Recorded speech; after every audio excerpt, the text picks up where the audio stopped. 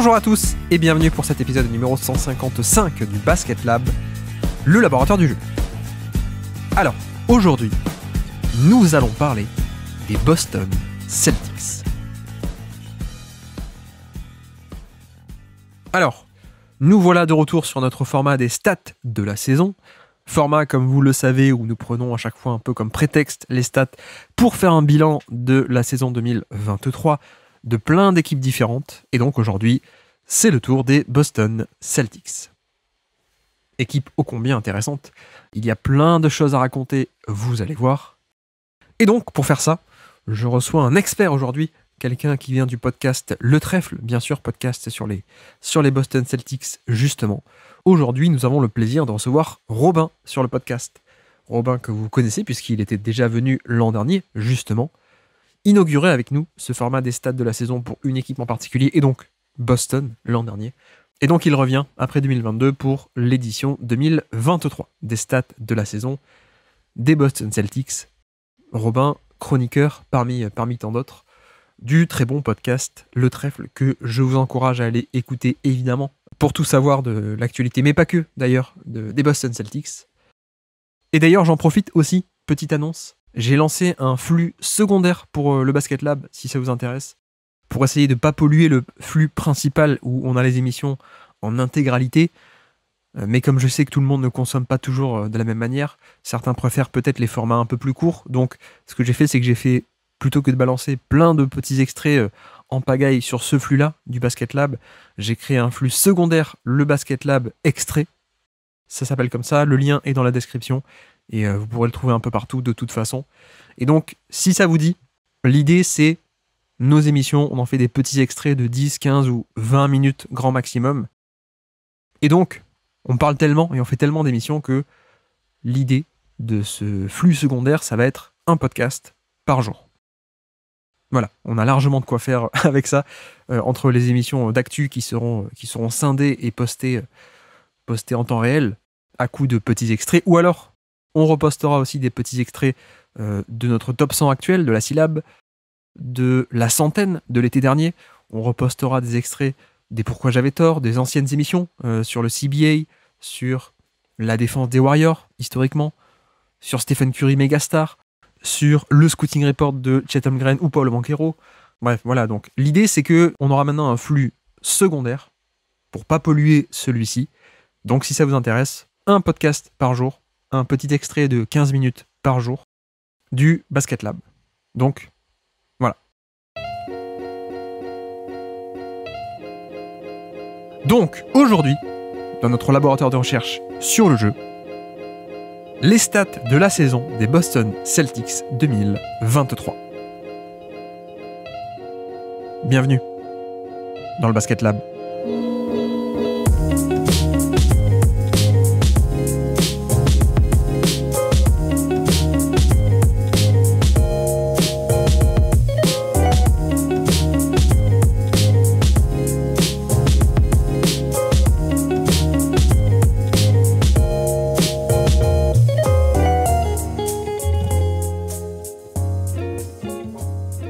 Donc, on se retrouve pour un nouveau numéro de notre série des stats de la saison, où on fait un bilan de la saison 2023 avec aujourd'hui Boston. Et évidemment, pour Boston, on reçoit quelqu'un que vous connaissez, et surtout quelqu'un du podcast Le Trèfle et de la grande maison verte, on peut dire. Aujourd'hui, on reçoit Robin. Comment ça va, Robin ? Salut à tous. Écoute, ça va très bien. Ravi d'être avec toi pour enregistrer ce podcast sur les Boston Celtics. Même si, moi, je suis ravi de t'accueillir, mais c'est vrai qu'on s'était dit, on le fera ensemble le bilan de la saison, à une époque où on espérait qu'une des stats, ça pouvait être le numéro 18, pour dévoiler les coulisses. C'est ça. Tu espérais un peu ça, en tout cas. C'est exactement ça. J'ai cherché désespérément une autre pour tomber sur nos pattes, mais pas trouvé. Donc Robin du Trèfle, oui, le podcast Le Trèfle, si vous ne connaissez pas, qui est un podcast sur Boston, évidemment, mais je pense que vous connaissez. Pas mal de contenu en ce moment, malgré l'intersaison. Il y a eu évidemment le trade entre Smart et Porzingis. Il y a eu un épisode sur le trade de Grant Williams aussi. Un zoom sur Jaylen Brown, effectivement, et je crois qu'il y a une FAQ qui devrait tomber dans pas longtemps, c'est ça ? C'est exactement ça, ouais, avec du 109 en plus, donc on a des nouveaux dans l'équipe, là, Azad et Vincert, donc une équipe qui est prête là pour cette intersaison et puis pour vous faire suivre le reste de la prochaine saison qui nous attend. Ouais, excellente recrue Vincert. J'ai vraiment hâte. Il a fait 2 ou 3 premières très très bonnes apparitions. Mais recrutement de Vincert, génial. Puis c'est des super mecs en plus. Donc ouais, Vincert, génial. Génial. Et Azad aussi, bien sûr. C'est qu'on aime bien, on aime bien rigoler avec Azad. Bon, bref, nous sommes là pour les 10 stats de la saison. Donc, un format sur lequel on en profite. C'est un peu un prétexte de prendre des stats pour faire un bilan de la saison 2023. Et donc, aujourd'hui, Boston. Tiens, avant qu'on commence tout simplement avec les stats en elles-mêmes, quel bilan tu fais un peu globalement de cette saison où vous sortez de finale NBA? Vous êtes passé pas si loin que ça. La fin de saison, elle est un peu décevante peut-être avec la fin de série contre Miami. C'est quoi le bilan, au-delà des stats, le bilan global pour toi, niveau émotion peut-être, de cette saison 2023? Bilan mitigé. Je pense qu'avec le recul, tu restes quand même à un match des finales. Ça fait, c'est dans le prisme de tes objectifs malgré tout, donc ça reste plutôt satisfaisant. Après, si tu le contextualises et tu parles de manière, tu te rends compte malgré tout qu'il y a des choses sur lesquelles on n'a pas progressé, qui nous coûtent encore une fois très cher. Donc ça, c'est assez frustrant et c'est difficile aussi parce qu'en fait, comparé à la saison d'avant, tout a été inversé. C'est-à-dire que la saison d'avant, on en avait vraiment, ça a été vraiment difficile au début. On a mangé notre pain noir au début, puis après toutes les planètes se sont alignées pour finir en apothéose et tout. Et cette année, ça a été typiquement l'inverse, c'est-à-dire que c'est parti sur des bases assez folles. C'était vraiment le rêve là pendant quelques mois. Et les premières questions ont commencé à arriver, les premières désillusions aussi.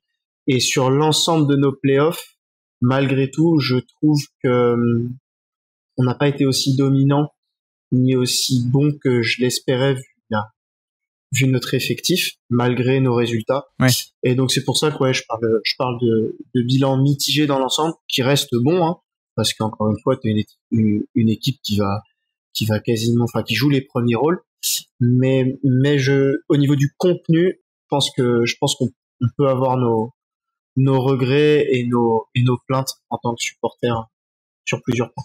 Ouais, le bilan est mitigé parce que le bilan est toujours relatif aux attentes en fait, parce que je pense qu'il y a des fans des Hornets par exemple ou d'Orlando qui aimeraient bien avoir un bilan aussi mitigé que bien sûr évidemment que vous quoi. Mais effectivement, alors bon, malheureusement on ne parlera pas du trade de Marcus Smart, on ne parlera pas du nouveau contrat de Jaylen Brown puisqu'on est là pour faire le bilan. Mais bon, laissons de côté le contrat de Jaylen Brown parce que je pense qu'on va parler du joueur de toute façon dans le bilan qu'on va faire de 2023. Mais peut-être 2 mots sur le trade de Marcus Smart. Moi, je t'avoue que j'ai été un peu choqué, à vrai dire, que Boston l'échange pour, entre guillemets, rien que ça. C'est-à-dire pour Porzingis, alors que 8 heures ou 6 heures avant, on pensait qu'il l'aurait contre Brogdon, quoi. En fait, ce qui est très difficile, c'est déjà que concernant Smart, t'as un aspect affectif tout de suite qui rentre en jeu. Ouais. Donc déjà, tout de suite, faut le sortir.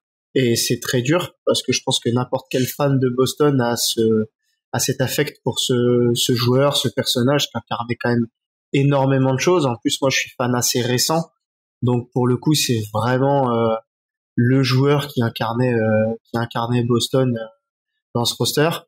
Et c'est difficile au départ parce que vu nos résultats malgré tout, même si je parlais d'un bilan mitigé, etc., je m'attendais pas à un changement aussi important parce que le changement de Smart amène plein de choses, dont un changement structurel défensif et d'autres choses. Et en fait, je m'attendais pas à un si gros changement. Donc au départ, c'est vrai que je me dis wow, alors qu'on est pas loin des finales, tu fais un move aussi important, je m'y attendais pas du tout. Avec le recul, je me dis que pourquoi pas. Je me dis qu'on a quand même le meilleur joueur du trade, pour ma part, à condition qu'il soit sur le terrain, bien sûr.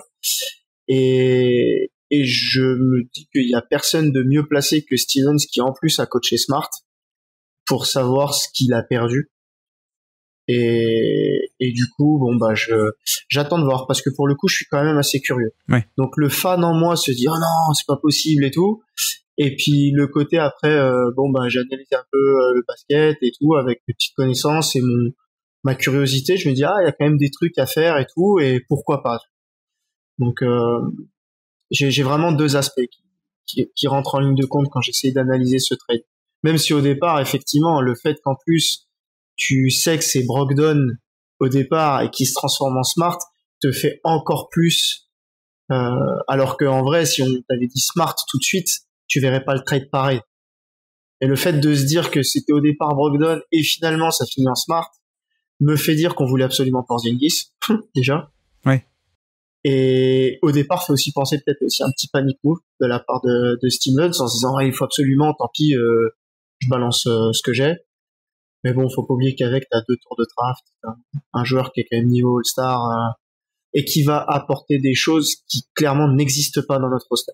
Ouais, mais je crois que niveau marketing, là, s'il y a des gens qui se connaissent en marketing qui nous écoutent, effectivement, ils doivent se dire, bah oui, mais c'est la pire manière possible de vendre le truc, quoi. On te fait croire au début que tu peux l'avoir pour pas grand chose et finalement, tu l'as pour très cher, alors que si de suite on t'avait dit, si d'entrée de jeu, t'avais le trade contre Smart. Oui, alors. Ça aide pas pour analyser le trade à chaud. Ouais, c'est ça, ouais, exactement. C'est de l'anti-marketing ce qu'ils ont fait. Mais t'as parlé de Brad Stevens, alors pour ceux on précise peut-être pour ceux qui sont nouveaux, qui connaissent pas trop Brad Stevens, le GM de Boston, mais qui a été le coach de Boston, notamment avec Marcus Smart pendant longtemps, et qui va redevenir le coach de Boston en février. Hein. La précision méritait d'être faite. Bon bref, arrêtons avec les blagues. Attaquons d'entrée si tu veux bien. Quelle est donc ta première stat du jour à nous présenter pour ces Boston Celtics 2023 ? Alors, ma première stat, c'est 8,4. Ouais. Et c'est le nombre de lancers francs par match de JT. Ah. L'année dernière, il me semble qu'on avait parlé justement en plus de points à améliorer pour Jason Tatum. Et le fait d'aller sur la ligne en était un. Et cette année, il a franchi les 8 lancers francs par match. Et je trouve que c'est très très important dans la façon dont il aborde le jeu et dans la façon dont il arrive à aller mettre ses points. La grande force de Jason Tatum jusqu'à cette année, c'était quand même son pull-up à 3 quand il arrivait à avoir des hauts pourcentages dessus. C'est ce qui le rendait vraiment assez impressionnant. Ouais. Mais il avait du mal sur les points faciles, en fait. Et du coup, je trouve ça très intéressant, en fait, qu'il ait maintenant la capacité, justement, d'aller chercher des points sur la ligne. Parce que, encore une fois, c'est une arme qui est facile, puisque c'est le tir le plus rentable au basket. Et en plus, c'est quelque chose qui pénalise l'adversaire en même temps avec les accumulations de fautes. Donc, c'est vraiment quelque chose qui m'a beaucoup plu, notamment sur sa première partie de saison. Oui, c'est vrai que c'est une piste d'amélioration un peu depuis tout le temps hein, pour Tatum, ouais. Qu'on avait pointé du doigt. Et enfin, il y a un step-up, c'est vrai, et je pense qu'il mérite d'autant plus d'être souligné parce que il n'est pas anodin, je trouve. Et en tout cas, ce n'est pas quelque chose qui arrive de manière naturelle et logique chez tous les joueurs. C'est pas non plus hyper improbable, mais tout le monde n'arrive pas à passer ce dernier palier ou à passer même un palier quand on est déjà plutôt avancé dans son développement, on va dire. Il a pas 18 ans, quoi. Donc, enfin, pas 19 ans plutôt avec Tatum, c'est toujours ça, c'est les 19 ans. Mais il est déjà relativement avancé et donc il franchit encore des paliers, donc notamment au niveau des lancers francs. Et c'est vrai que même au-delà du nombre de lancers francs par match, même si on le prend par 100 possessions, si on se dit, bah oui, mais peut-être qu'il avait plus le ballon, qu'il jouait plus. Non, en fait, même par 100 possessions, il passe de 8,5 à plus de 11 lancers francs par 100 possessions. Et quand on le situe aussi par rapport à la moyenne, également, c'est vrai qu'on est sur un taux de lancer franc qui est je l'ai perdu, mais je l'avais sous les yeux, 150. Donc, plus 50%, son score est 50% plus grand que le score moyen du taux de lancer franc, sachant que l'an dernier, il était à peine plus 21%. Donc là, on a une vraie hausse et effectivement... Ouais, c'est un changement qui est assez drastique. Ouais, c'est ça, ouais. Et ce qui donne, comme tu dis... pas mal de points rentables au niveau des lancers francs qui sont les points les plus faciles et qui rapportent le plus les points qui rapportent le plus de points si on doit le formuler très bêtement.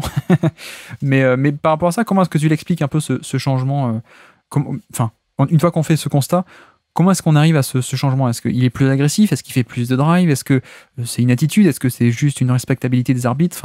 Comment est-ce que tu l'expliquerais ensuite? Je pense qu'il y a un peu de tout. Parce que je pense que vraiment aujourd'hui, ça y est, il est considéré comme une star ou une superstar. Et on sait qu'en NBA, c'est important, notamment dans la manière dont il est sifflé. On a vu aussi que, notamment sur vraiment la première partie de saison, il y avait aussi quelques phases où, sur des débuts de possession, il n'avait pas le ballon. Ça lui permettait d'aller chercher des endroits où il arrivait après à mieux attaquer. justement une fois qu'il avait reçu le ballon, soit sur des mismatchs, soit il le récupérait en mouvement, et du coup ça lui permettait d'aller plus rapidement au cercle ou de façon plus simple en fait et de se lancer, parce c'est pas un joueur en fait qui a un gros premier pas et qui va faire la différence là-dessus. On est plus sur un joueur qui a des feintes, qui a des mobilités un petit peu bizarres et qui a quand même des facilités techniques sur pas mal de choses, mais c'est pas quelqu'un qui va faire la différence comme ça sur de l'explosivité pure. Et du coup, je pense que le fait de trouver le ballon ou de récupérer le ballon des fois sur des phases où il était un peu plus en mouvement et un peu plus dans de situations bonnes plutôt que de devoir tout créer lui tout de suite, ça l'a pas mal aidé. Ouais. Ouais.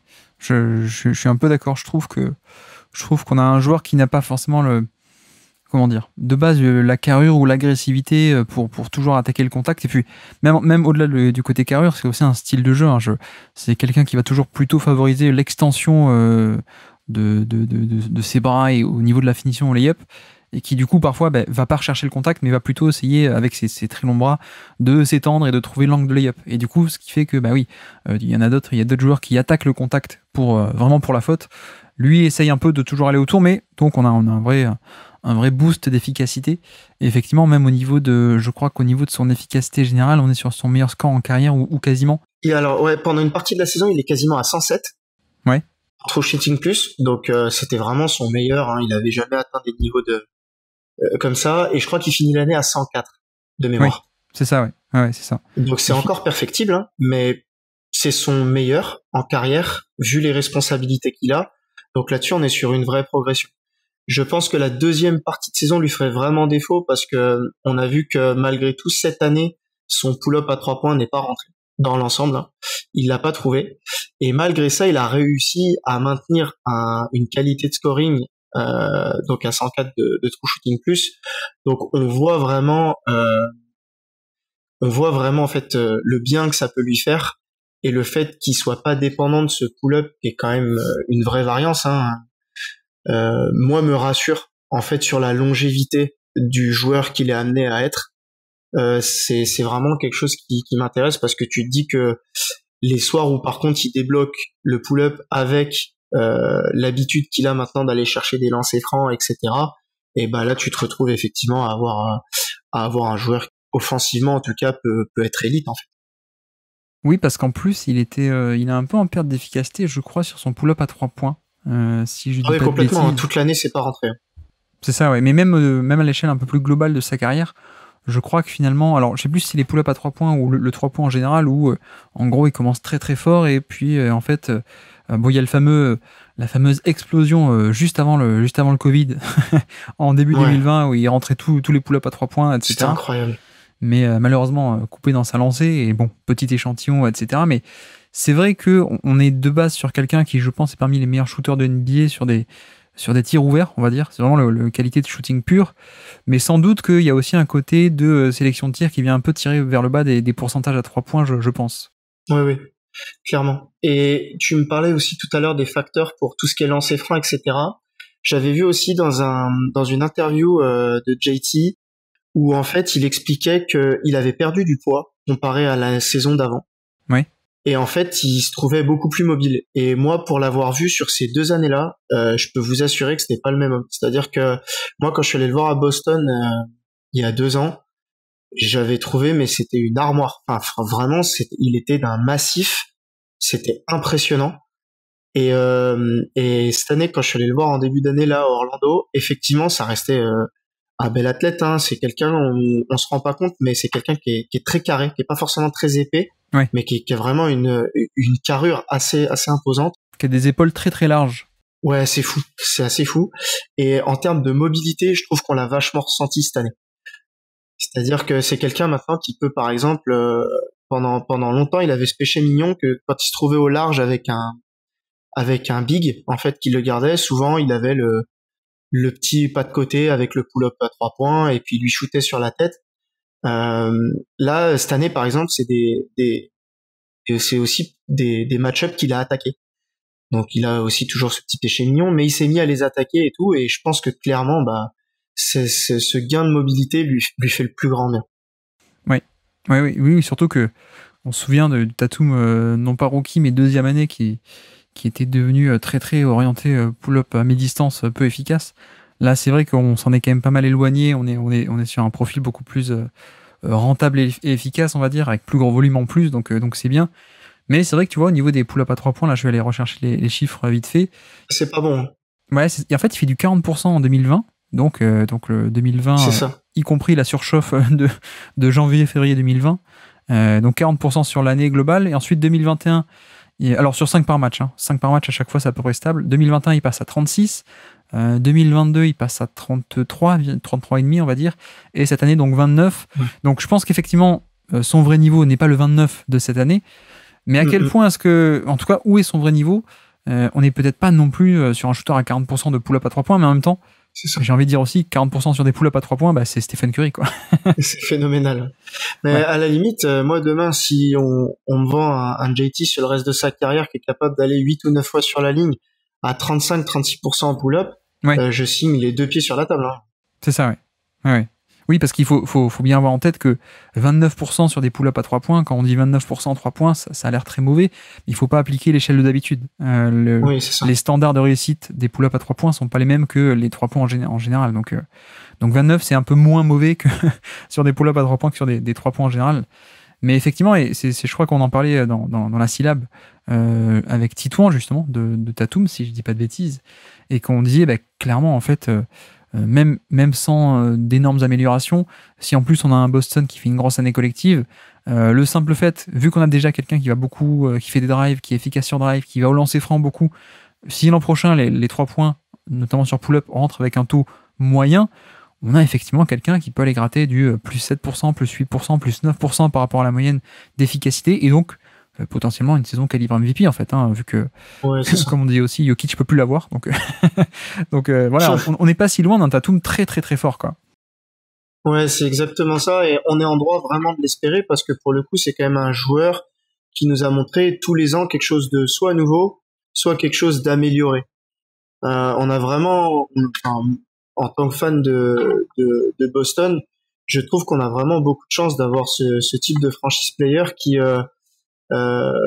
n'en demande pas trop, mais est capable de montrer de plus en plus chaque saison, hormis sa 2e année, mais pareil, c'était à contextualiser vu les playoffs qu'il avait sortis pour une première année, vu le marasme un petit peu ambiant qu'il y a eu sur sa 2e année dans l'équipe complète, mais c'est quelqu'un qui a réussi à progresser tous les ans sur n'importe quel aspect du jeu. Donc il y a bien un moment, ça va s'arrêter, mais les progrès qui lui restent à faire, si c'est juste épurer certaines choses ou retrouver la normale, on est en droit de s'y attendre et pour le coup d'être assez haut sur nos espoirs. Ouais. Après, moi, mon regret, c'est que c'est un joueur extrêmement polyvalent par rapport aux autres stars. Dans la manière dont tu peux l'utiliser, elle est très très très variée, mais on n'a pas eu totalement ça cette année. Je pense qu'on va aborder ça, mais que voilà, on avait un côté où on l'utilisait beaucoup en créateur playmaker de premier ordre, sans doute, alors qu'il n'a pas totalement ce profil et que justement lui, sa force, c'est de pouvoir être beaucoup plus polyvalent. Mais je pense qu'on va en reparler si on parle de l'attaque de Boston, donc ne balançons pas toutes nos billes de suite. Du coup, je peux enchaîner avec ma première stat du jour, si tu veux bien. Oui, bien sûr. Moi, c'est 4, du coup. Première stat du jour, c'est 4, puisque Boston était top 4 de NBA en 2023, et en attaque, et en défense.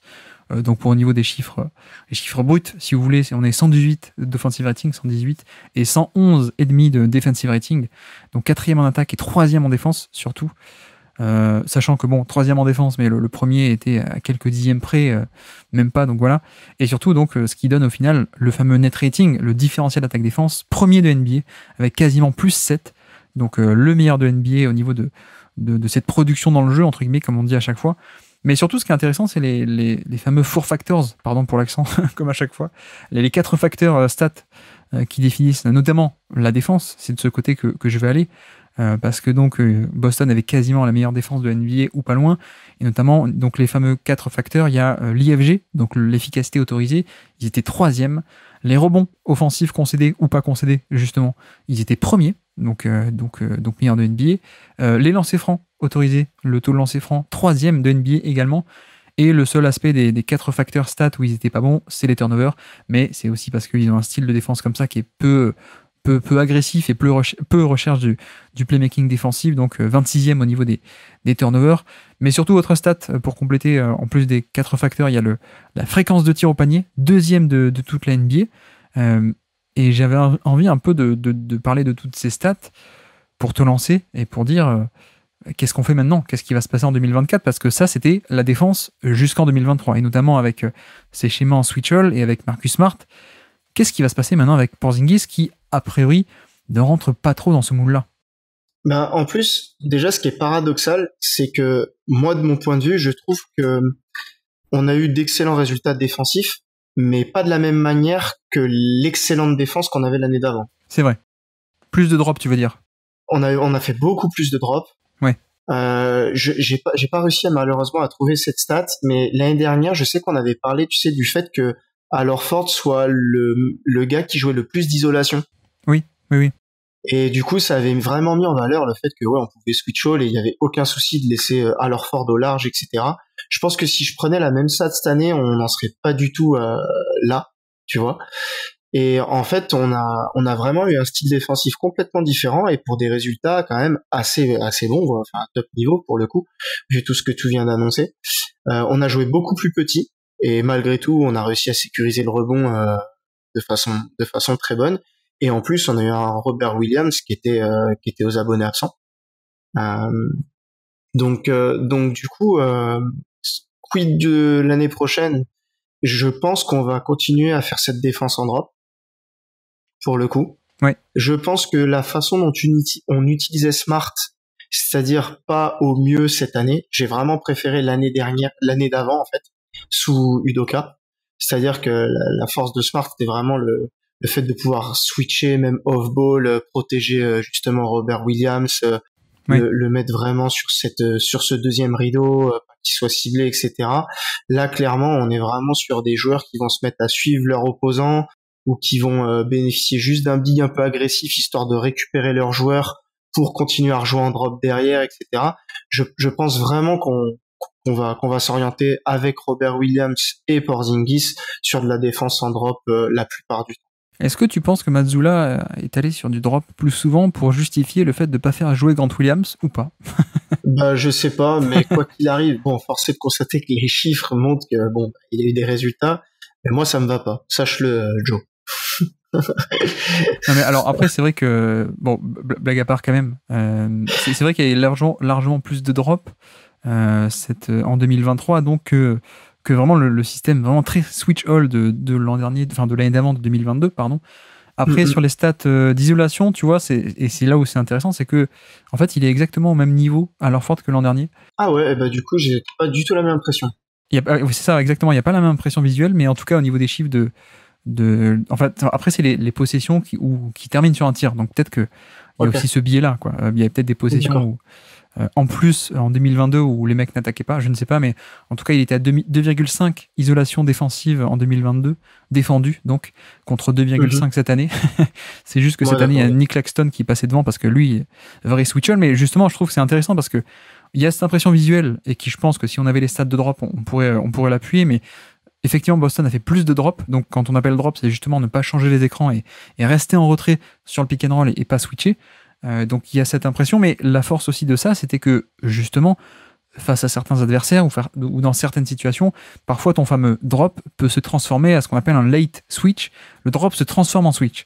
Et même au-delà de ça, il y a un côté mobilité que certes, il y avait un plan de base de « ok, on fait un peu plus de drop avec Al Horford », mais quand on veut, ou quand on peut, quand il faut, c'est quand même du drop avec Al Horford qui peut aussi toujours être un peu mobile. Donc, mine de rien, c'est pas un vrai drop comme avec Brook Lopez ou Gobert. Je pense que tu vois ce que je veux dire. Ouais, c'est un drop qui peut s'adapter, en fait. Exactement. Et toute la question pour moi, c'est qu'avec Porzingis, tu peux pas tellement t'adapter, justement. Tu vas être un peu plus enfermé sur un drop un peu plus classique, sans doute.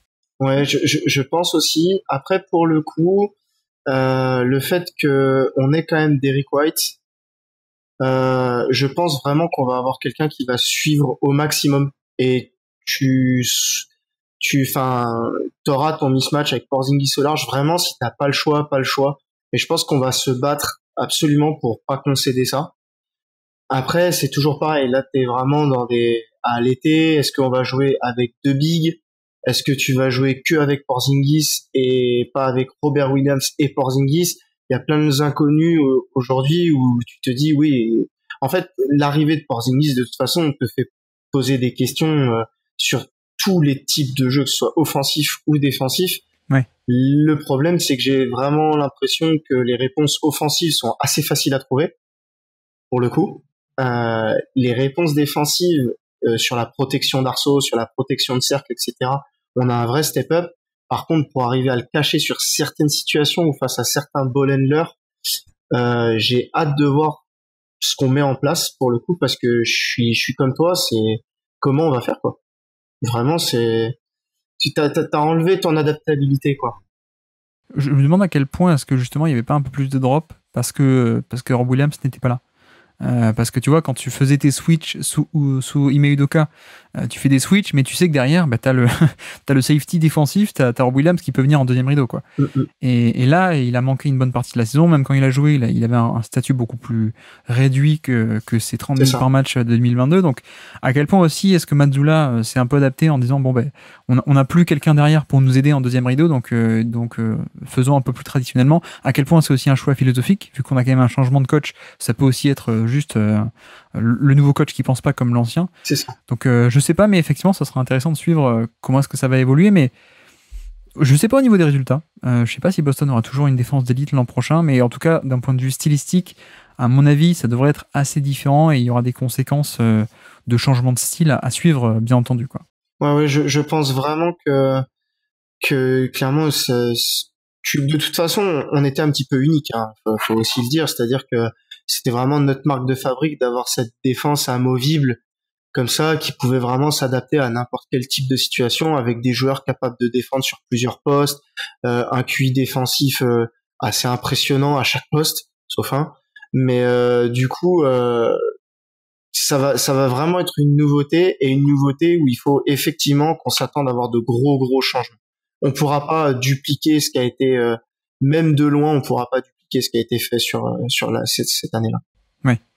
Oui, et c'est tellement le Switch est tellement représente un certain idéal que les seules équipes qui arrivent vraiment à le faire, t'as l'impression que c'est un peu une anomalie, quoi. Où c'est soit ils ont des joueurs parfaits, soit ils arrivent à un bon concours de circonstances. Genre les Rockets, ça a tenu, mais pas non plus si longtemps que ça. Enfin bref, le Switch est quand même très très compliqué, quoi. Donc peut-être aussi ça fait partie de la réflexion. Je ne sais pas, vu que d'ailleurs la clé de voûte de cette défense, on en a parlé de Switch notamment à Horford, elle vieillit. Donc je pense que ça fait partie de l'équation aussi, hein. Clairement. Ouais. Le fait de se dire que il y a peut-être un moment, alors pour le coup, et je trouve qu'on est très sévère avec l'âge de Horford, vu encore la cam qu'il nous donne. Je veux dire, aujourd'hui, on parle tout le temps de son âge, mais encore en termes de présence et de performance, c'est quand même quelqu'un qui a encore tenu son rang et plus que bien cette année. Ouais. Donc je le vois pas s'effondrer d'une saison à l'autre, surtout que c'est quand même quelqu'un qui semble avoir une éthique de travail assez impressionnante. Mais force est de constater que de toute façon le temps fait pas bon ménage au bout d'un moment. Oui, je pense que ça rentre dans l'équation et que il faudra que au moment où en tout cas on se rend compte que c'est plus possible, pouvoir en fait embrayer sur quelque chose d'autre tout simplement. Ouais. Bon après même si Horford devient très vieux et très mauvais, je pense que même il y aura encore Elton Brand, son ancien pote, pour lui filer un gros contrat. Mais ceci est une autre histoire. Je lui souhaite.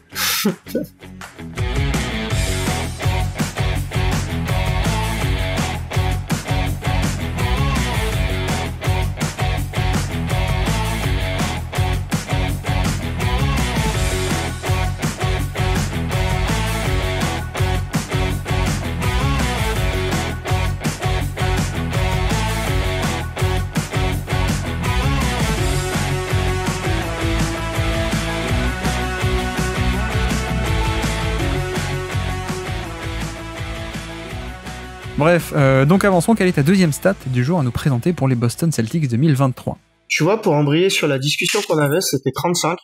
Oui. C'est le nombre de matchs joués par Rob Williams, justement. Alors oui. Contre 62 l'année passée. Oui.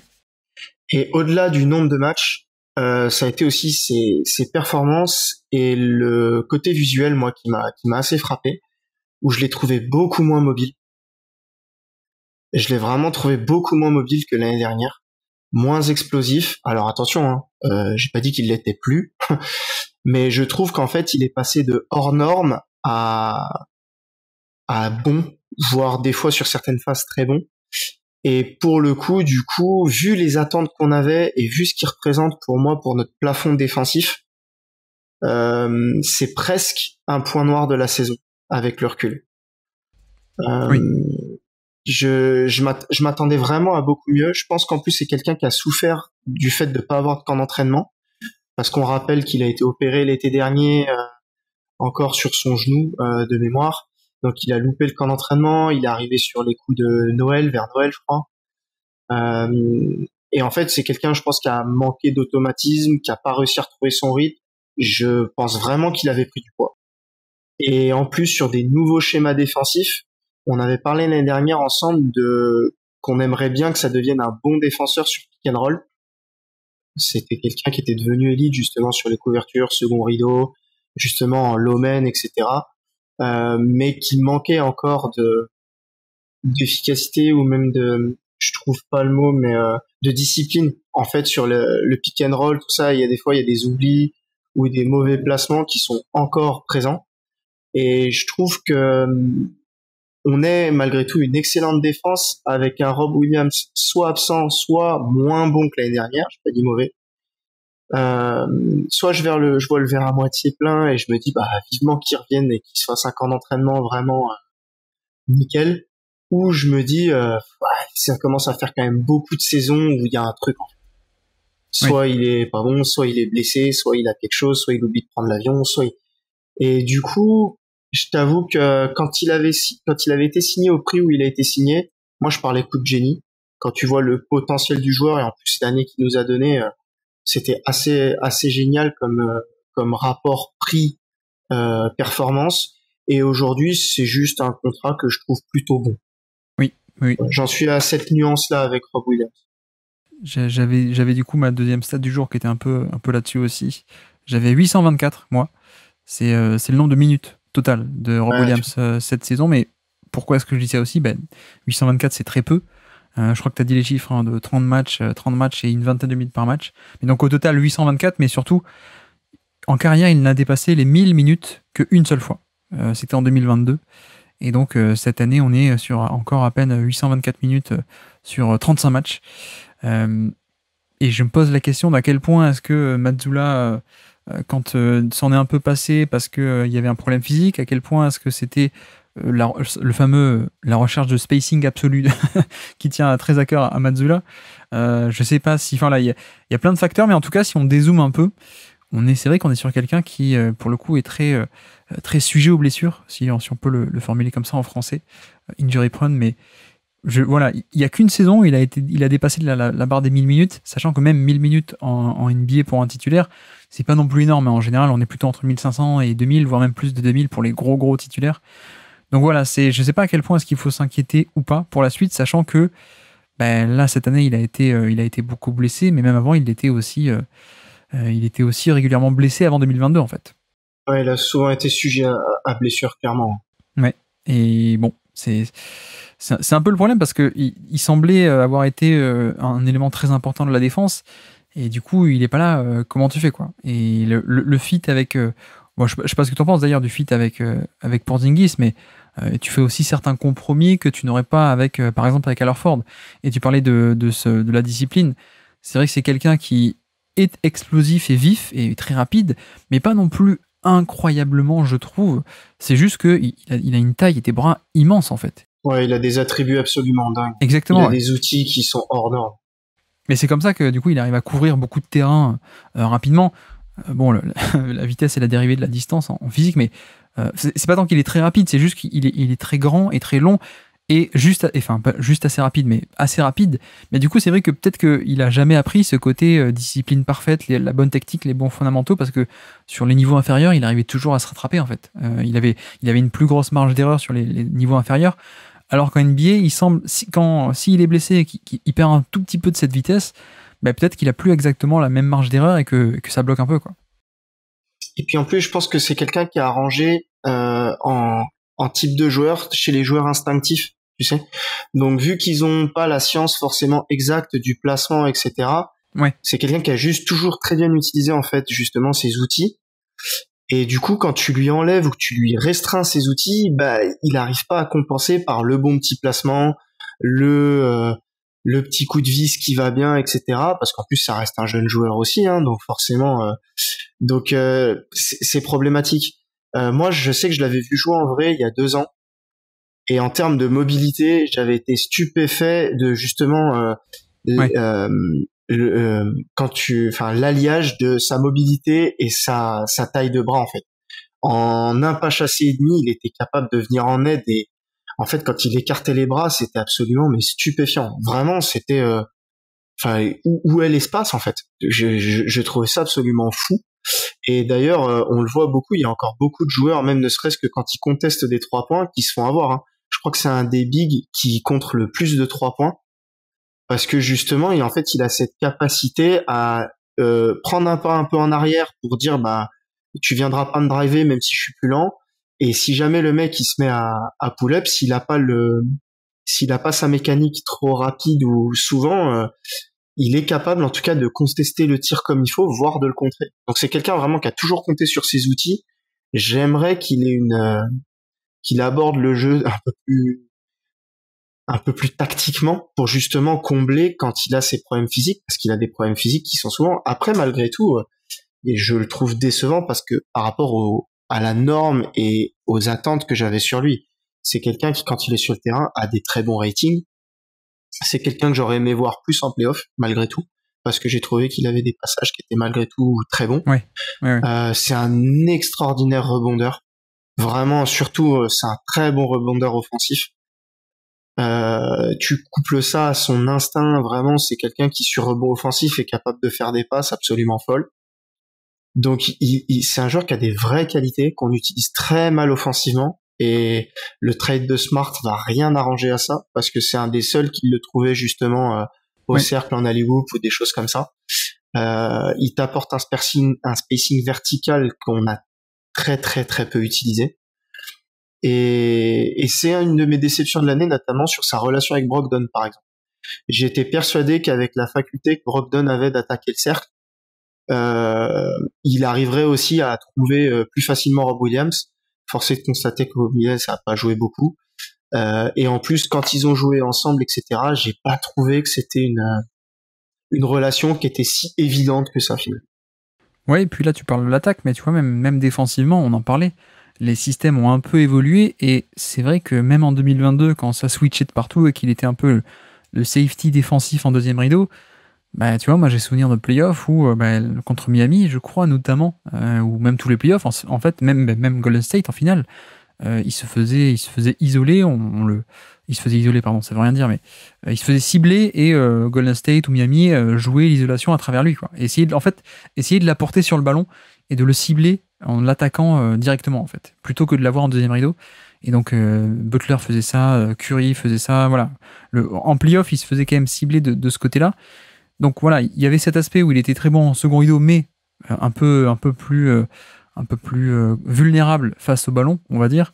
Mais le problème, c'est qu'avec les changements de 2023, un peu plus au niveau des couvertures, bah oui, si tu fais un peu plus de drop, par exemple, ou si tu l'utilises un peu plus de manière traditionnelle, plutôt que seulement essayer de faire plein de switch loin du ballon pour le conserver en deuxième rideau et qu'il n'ait pas de responsabilité de marquage individuel, comme faisait Udoka, Mazzulla fait pas trop ça, donc bah oui, sur du drop un peu classique, bah, il est beaucoup moins bon parce qu'il n'a pas la technique de Brook Lopez ou le sens du placement, comme tu disais, ou alors des fois, bah, voilà, quand tu fais pas 10 000 switch pour l'écarter du ballon, le tenir loin du ballon, et que parfois il s'éloigne dans le périmètre et il doit défendre sur isolation, il peut se faire prendre. Enfin, voilà, je trouve que tu vois, tu parlais de l'attaque, mais même défensivement, l'utilisation n'a pas été parfaite. Après, c'est vrai qu'il y a quand même cet astérisque de à quel point est-ce que c'est une question d'utilisation ou juste, bah oui, il était de retour de blessure et donc c'est pas vraiment le vrai Rob Williams qu'on a vu non plus en 2023 en fait.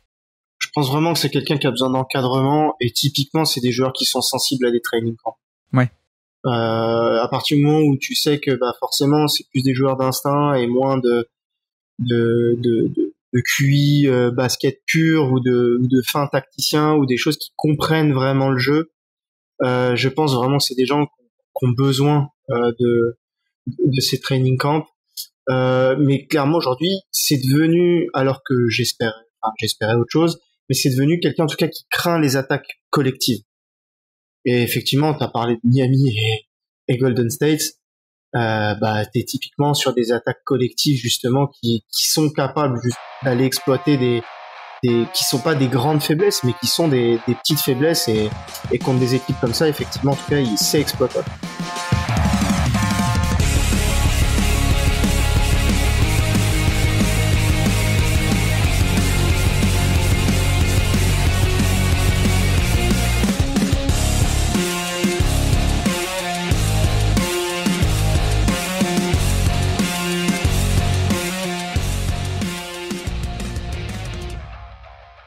Ok. Bien avançons. Quelle est ta troisième stat du jour à nous présenter pour les Celtics 2023 ? Alors c'est 38,1. Ouais. C'est le pourcentage à 3 points de Derrick White sur quasi 5 tentatives par match. Alors. Donc ça, c'était, à mon sens, on avait parlé du coup de l'arrivée de Derrick White lors de l'année d'avant.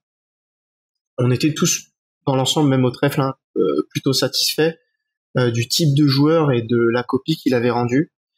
Et ce qui était embêtant, effectivement, c'est ce manque de spacing qui t'amenait, parce que c'était quelqu'un qui était quand même qui avait une grosse variance en fait sur sa réussite à 3 points. Et cette année, force est de constater que, en tout cas, il a mis dedans et ça change absolument tout. Pour moi, c'est un des meilleurs Celtics ou un des Celtics les plus importants de l'année, je pense.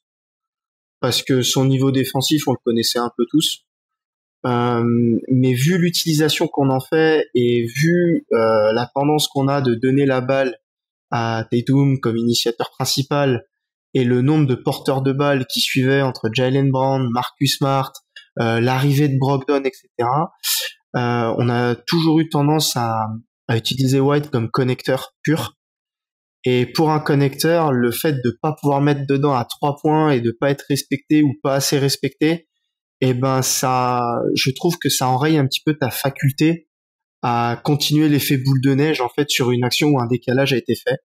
Et là cette année, il a mis dedans et je trouve qu'il a pu du coup il a pu en fait assumer son rôle de connecteur de façon géniale, parce que soit il punissait, soit il pouvait embrayer sur du drive ou extra pass et tout. Et c'est une année que j'ai trouvé vraiment excellente de Derrick White. Et il est dû sûrement, je pense aussi, à ce step-up à 3 points. Step-up intéressant, mais si je te pose la question au niveau des playoffs, j'avais pas le sentiment qu'il avait atteint un niveau de respectabilité très différent, voire même, je crois qu'au niveau des pourcentages de réussite, il n'a pas été très bon en playoffs, mais même au niveau de la respectabilité des défenses, j'ai pas senti qu'il y avait un changement énorme, non ? Je pense que c'est quelqu'un qui a une image, et pour enlever une image, on sait tous à quel point le shoot c'est sa variable, et une saison ça suffit pas. Une saison ça suffit pas, et pour moi il faut qu'il confirme l'année prochaine. Est-ce que la vérité c'est entre son 32 et son 38, ça va être à 35, ou est-ce qu'on a vraiment quelqu'un maintenant qui est en catch and shoot, parce que ça reste une majorité de catch and shoot, et c'est déjà très bien comme ça.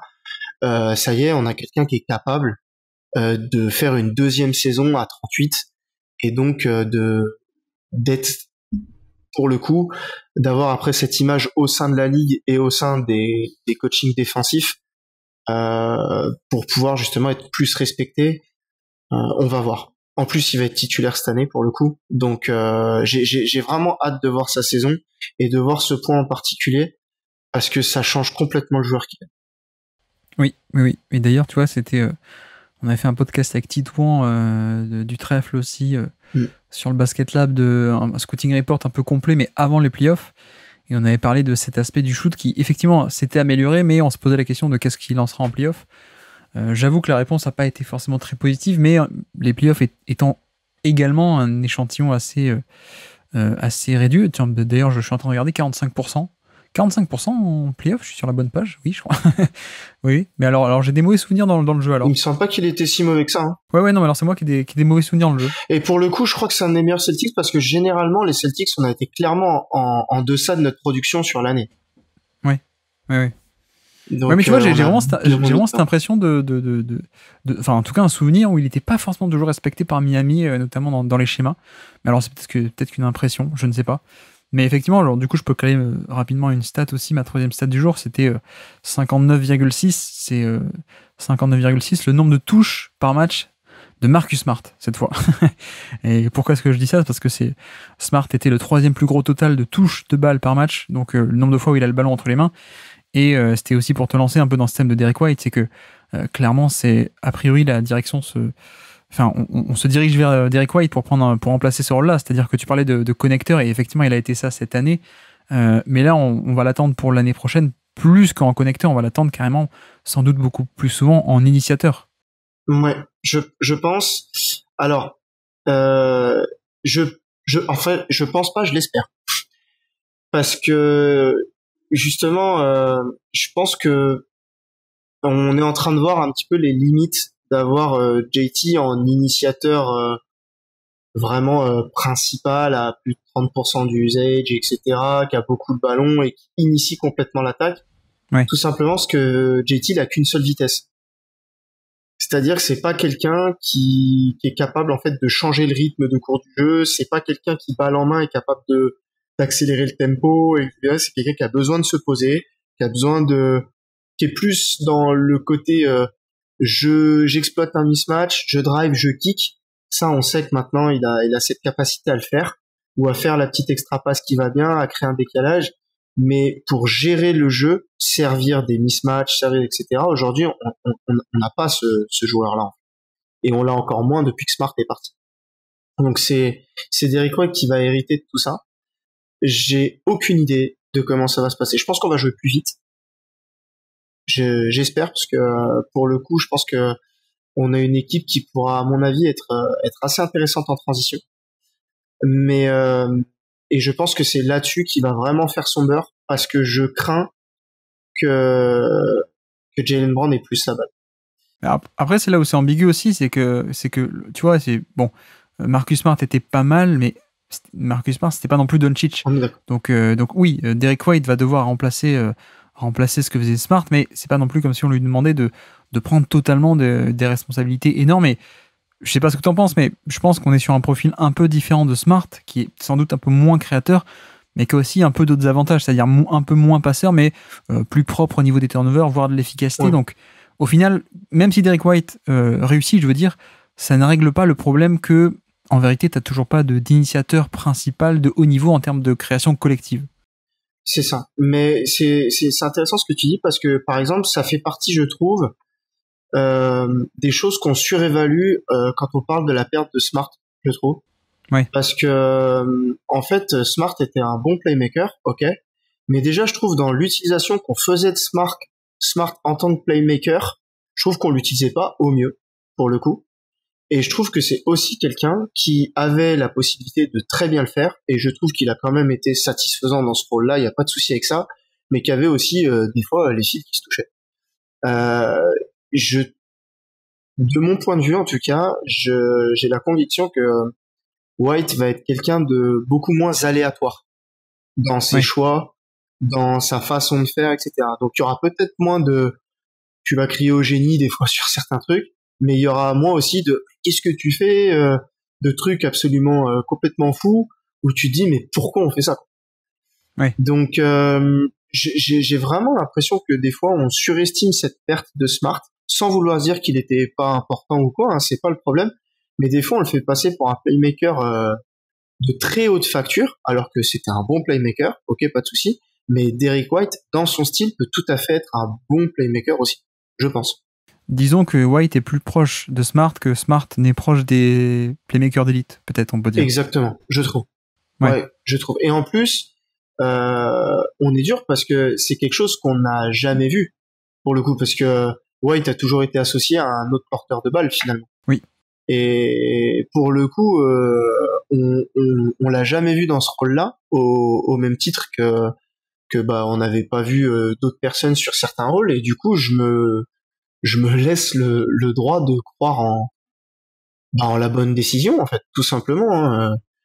c'est quelqu'un qui a quand même un vrai QI basket, qui a vraiment un style de jeu porté sur le collectif, tout ça, et qui fait rarement des mauvais choix dans les choses qu'il entreprend sur le terrain. Donc je me dis que ouais, pourquoi pas. Et en plus, effectivement, tu parles aussi de quelqu'un qui est clairement plus efficace, même si c'est pas l'efficacité rêvée. C'est largement plus efficace qu'un Marcus Smart. Oui, donc t'auras peut-être pas...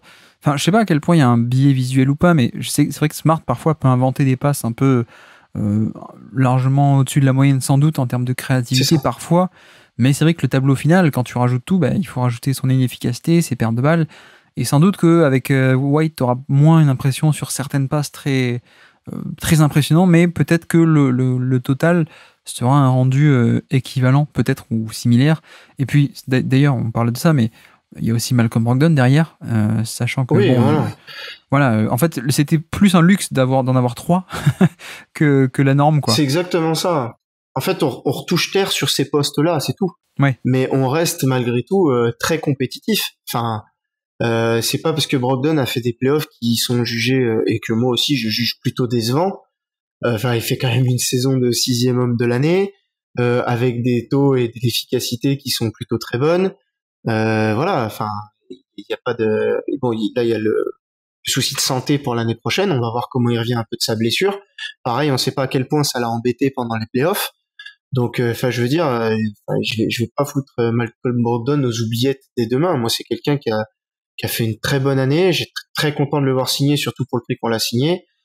Je pense qu'il va au début en plus pâtir un petit peu du fait qu'il était dans le trade et puis finalement c'est Smart qui est parti et tout. Donc, il y a encore ce biais-là qui va faire effet sur la façon dont on juge ses performances au début. Mais ça reste un excellent joueur NBA à mon sens. Oui, sur la théorie de il est pas blessé, je pense que la rotation White-Brogdon, elle est encore de très très haut niveau. C'est presque plus une anomalie d'avoir réussi à avoir les 3 l'an dernier. C'est ça. Niveau contrat, niveau échange qui est sorti de nulle part. Tu obtiens Malcolm Brogdon qui est un titulaire NBA contre Aaron Smith.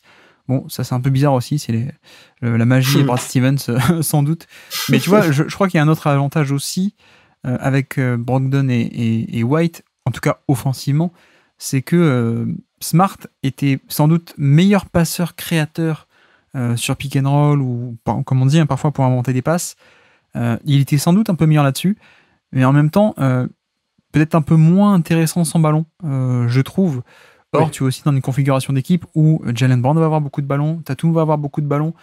Tu peux imaginer ou potentiellement avoir de la diversification offensive avec de la création peut-être post-haut à l'Orford ou des systèmes en 5-out. Tu peux imaginer quand c'est pas Derek White qui a la balle, enfin quand ça peut être aussi Malcolm Brogdon ou l'un ou l'autre.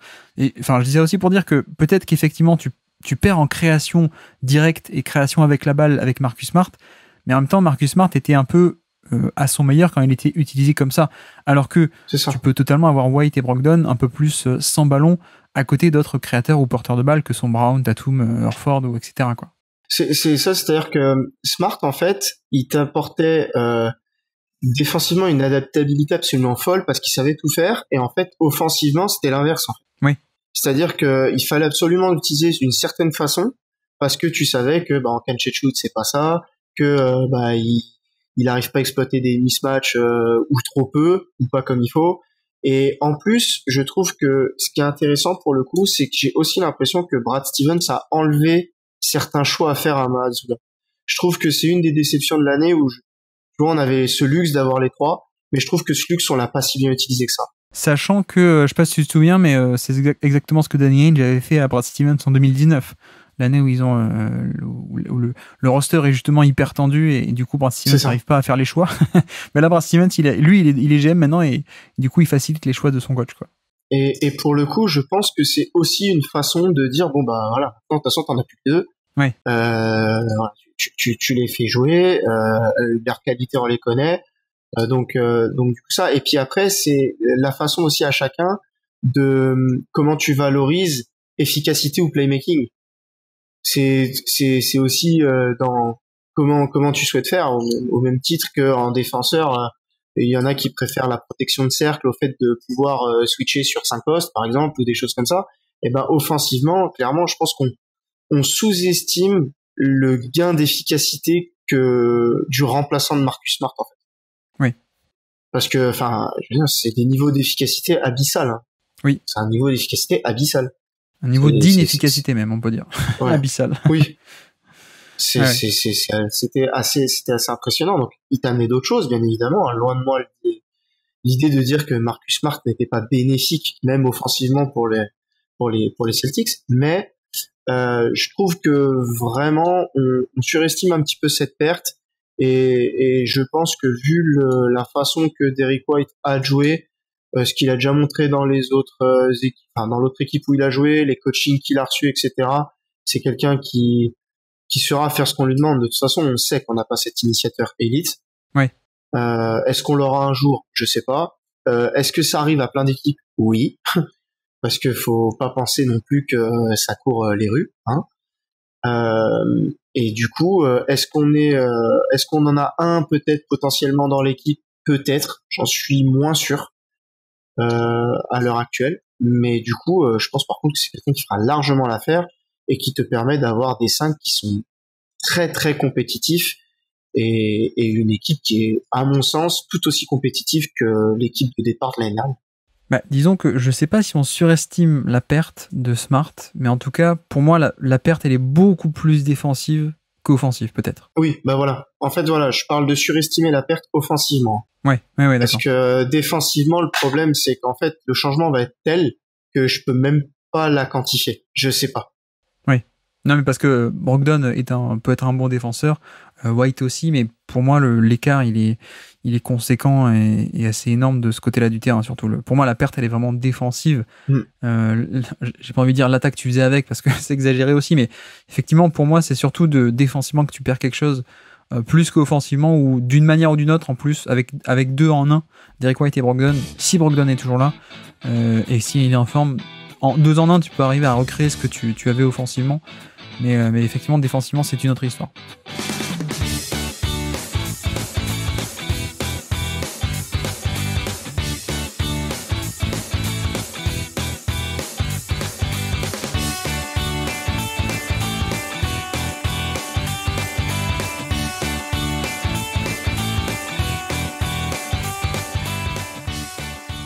Ok, et bien avançons. On est quoi? On est à 4e déjà. Quelle est ta 4e stat du jour à nous présenter pour les Celtics?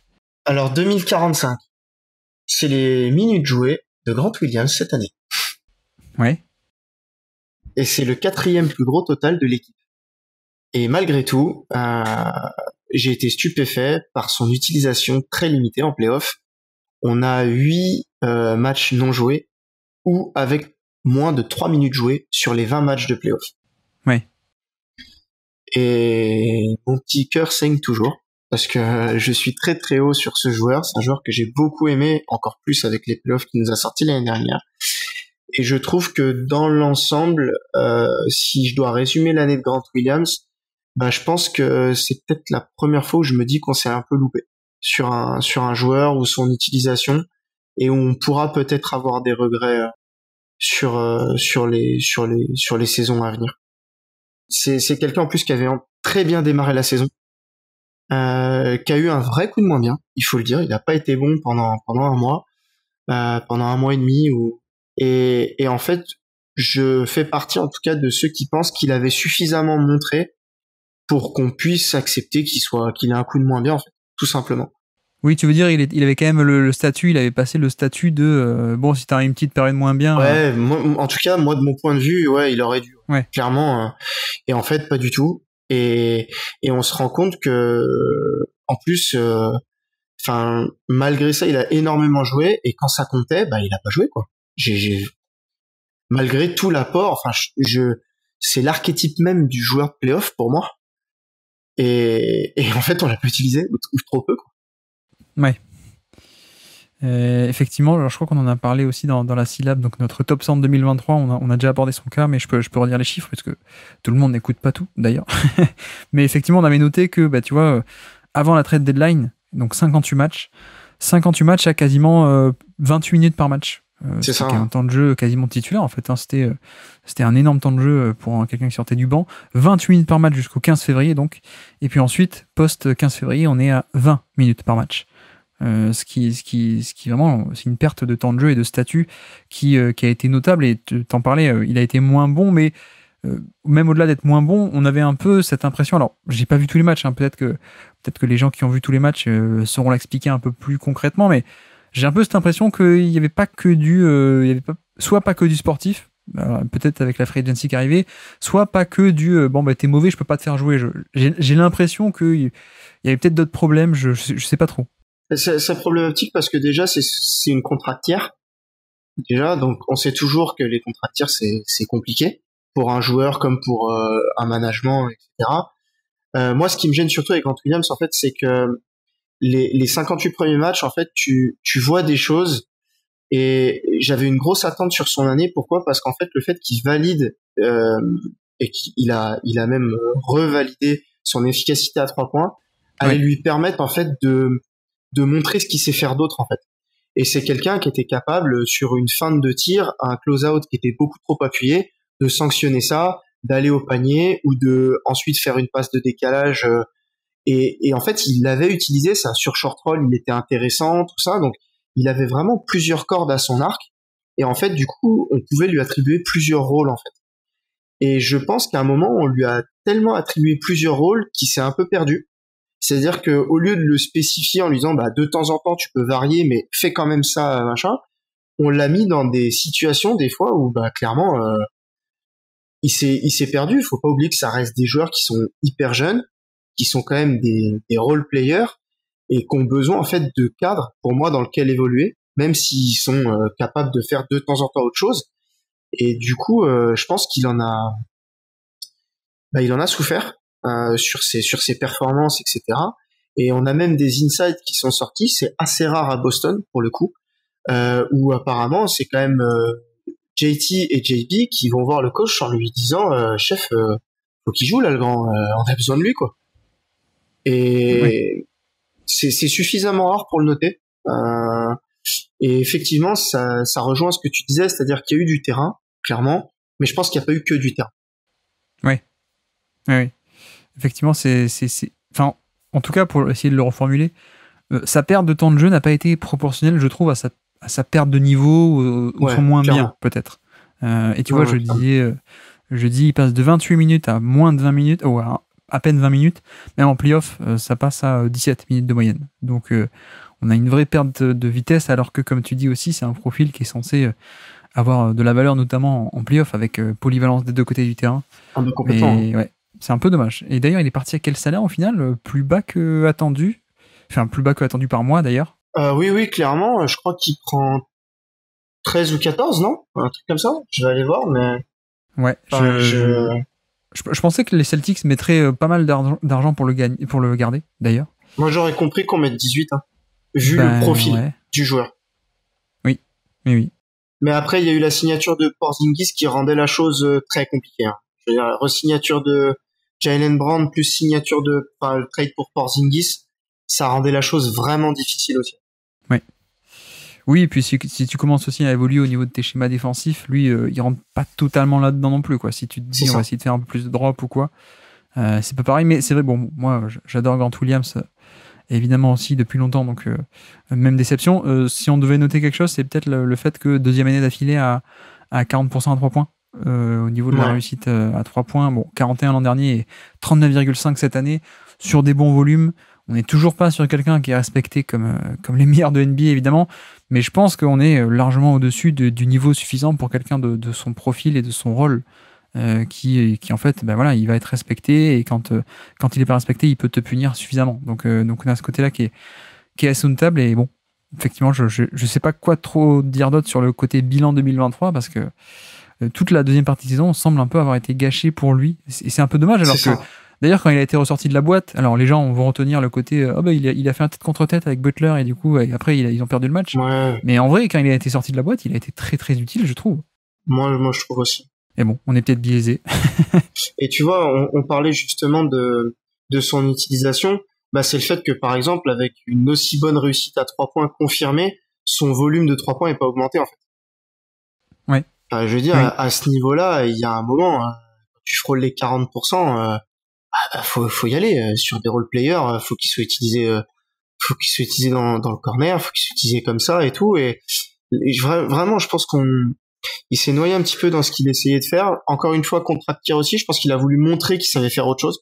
Peut-être aussi pour essayer d'avoir plus d'argent, il y a plein de choses. Après, on n'est pas à l'intérieur vraiment des vides vestiaires, tout ça, mais à mon sens, c'est une vraie déception de la façon dont on a géré la chose, même sur l'année, parce que je pense ça nous a pénalisé en fait sur les playoffs et j'aurais aimé avoir un Grant Williams qui arrive en confiance avec un rôle établi, voire presque éventuellement même titulaire, pourquoi pas, ou 30 minutes de temps de jeu sur des playoffs. Moi, ça me paraissait largement envisageable vu le profil et l'apport qu'il aurait pu avoir sur notre style d'équipe en fait.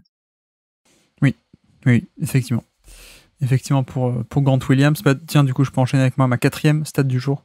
Si tu veux bien, si t'as rien à rajouter sur Grant Williams, sinon tu m'arrêtes. Mais sinon, donc, moi, c'est 29,7. 29,7, c'est la fréquence de tir au panier de Boston. Et c'est là où on va lier ça un peu à Grant Williams, parce que tu vas voir. Mais donc, on est sur 25e de NBA sur 30. 25e sur 30 en termes de fréquence de tir au panier en attaque. On parle de l'attaque, évidemment. Donc, finalement, assez peu de tirs au panier en volume qui ont été pris au panier par Boston en attaque en 2023. Ça, c'est le volume. En efficacité, ils sont très bons. 6e de NBA en termes d'efficacité au panier, très très bien. Mais c'est vrai que le volume est un peu bas, et le problème c'est que les tirs au panier sont les meilleurs tirs du basket, parce que c'est là où les standards d'efficacité sont les plus élevés, donc c'est les tirs les plus rentables. C'est aussi les tirs où quand tu fais un drive plein centre du terrain, c'est là que tu crées le plus de décalage, donc aller chercher ces tirs a aussi a d'autres conséquences indirectes, je veux dire de création de jeu. Donc voilà, il y a le côté finition, il y a le côté très rentable, mais il y a aussi le rayonnement aussi que ça peut avoir. Et effectivement, on est sur le cas d'une attaque qui n'a pas non plus une force de frappe énorme à l'intérieur. Peut-être si on peut le formuler comme ça en termes de fréquence, en tout cas de volume de tir au cercle, parce que on a peu de tirs au panier, on a peu de lancers francs aussi d'ailleurs, 22e sur 30, donc plutôt très bas, alors qu'en plus on a dit 22e sur 30 en tant qu'équipe, mais quand tu retires Tatum qui est parmi les meilleurs de NBA, ça fait que le reste de l'équipe est très très faible. Ça donne une idée du truc. Ouais, voilà, exactement. Et donc peu de lancers francs, peu de tirs au panier, et même, je trouve aussi à noter peu de catch and finish et de verticalité au cercle. Et on en parlait tout à l'heure avec Robert Williams, je pense que ça n'a pas aidé, le fait que Robert Williams soit pas là. Voilà, Al Horford, maintenant avec son âge et avec ses pieds et avec ses chaussures en ciment, il peut pas avoir cette verticalité. Grant Williams non plus, intérieur polyvalent, mais il n'a pas cette verticalité. Et donc, il y a tout un côté de panier facile que finalement Boston n'avait pas forcément, je trouve. Et donc oui, on a un côté, on fait du spacing et on dit à Tatum et Brown d'opérer dans ce spacing et faire du drive and kick, mais en même temps, il y a un côté incomplet parce qu'il manquait aussi la menace intérieure qui peut aider à créer un équilibre en tout cas un déséquilibre pour la défense entre intérieur et extérieur, quoi. C'est ça, c'est qu'en fait, déjà, c'est vraiment paradoxal d'être aussi bon dans un domaine et d'aussi peu l'utiliser. Déjà, rien que ça, c'est des choses qui me rendent un peu fou, parce que tu te dis qu'en plus, t'as les profils de joueurs parce qu'il y avait quand même l'arrivée de Brogdon, qui est quand même quelqu'un qui attaque très bien le panier, et avec une fréquence qui était importante, de base. Donc, t'avais des typologies de joueurs, t'avais effectivement Rob Williams, dont tu parlais, qui est excellent en catch and finish, etc. Je pense que Gallinari aussi aurait pu aider sur des petits ranges ou des tirs près du panier, où j'attrape, je shoot tout de suite, ou des choses comme ça. Malheureusement, on l'a pas eu. Et après, on est aussi sur le fait qu'on a été tellement bon à 3 points toute l'année que les mecs ils se sont dit à quoi bon, quoi. C'est-à-dire que Horford, tu parlais d'Horford, il a passé sa vie en dehors de la raquette, et en plus il a mis dedans plutôt bien, je crois, toute l'année d'ailleurs. Là de tête, j'ai un très bon souvenir de son année. Je crois qu'il est 44-45, non, un truc comme ça. Ouais, non, il est et d'ailleurs en playoff il est pas bon, mais sur sa saison régulière, il est excellent sur un volume qui est plutôt sympa. Et du coup, c'est encore une fois le problème qu'on a eu même l'année d'avant, c'est qu'on a une attaque qui est assez lisible pour le coup.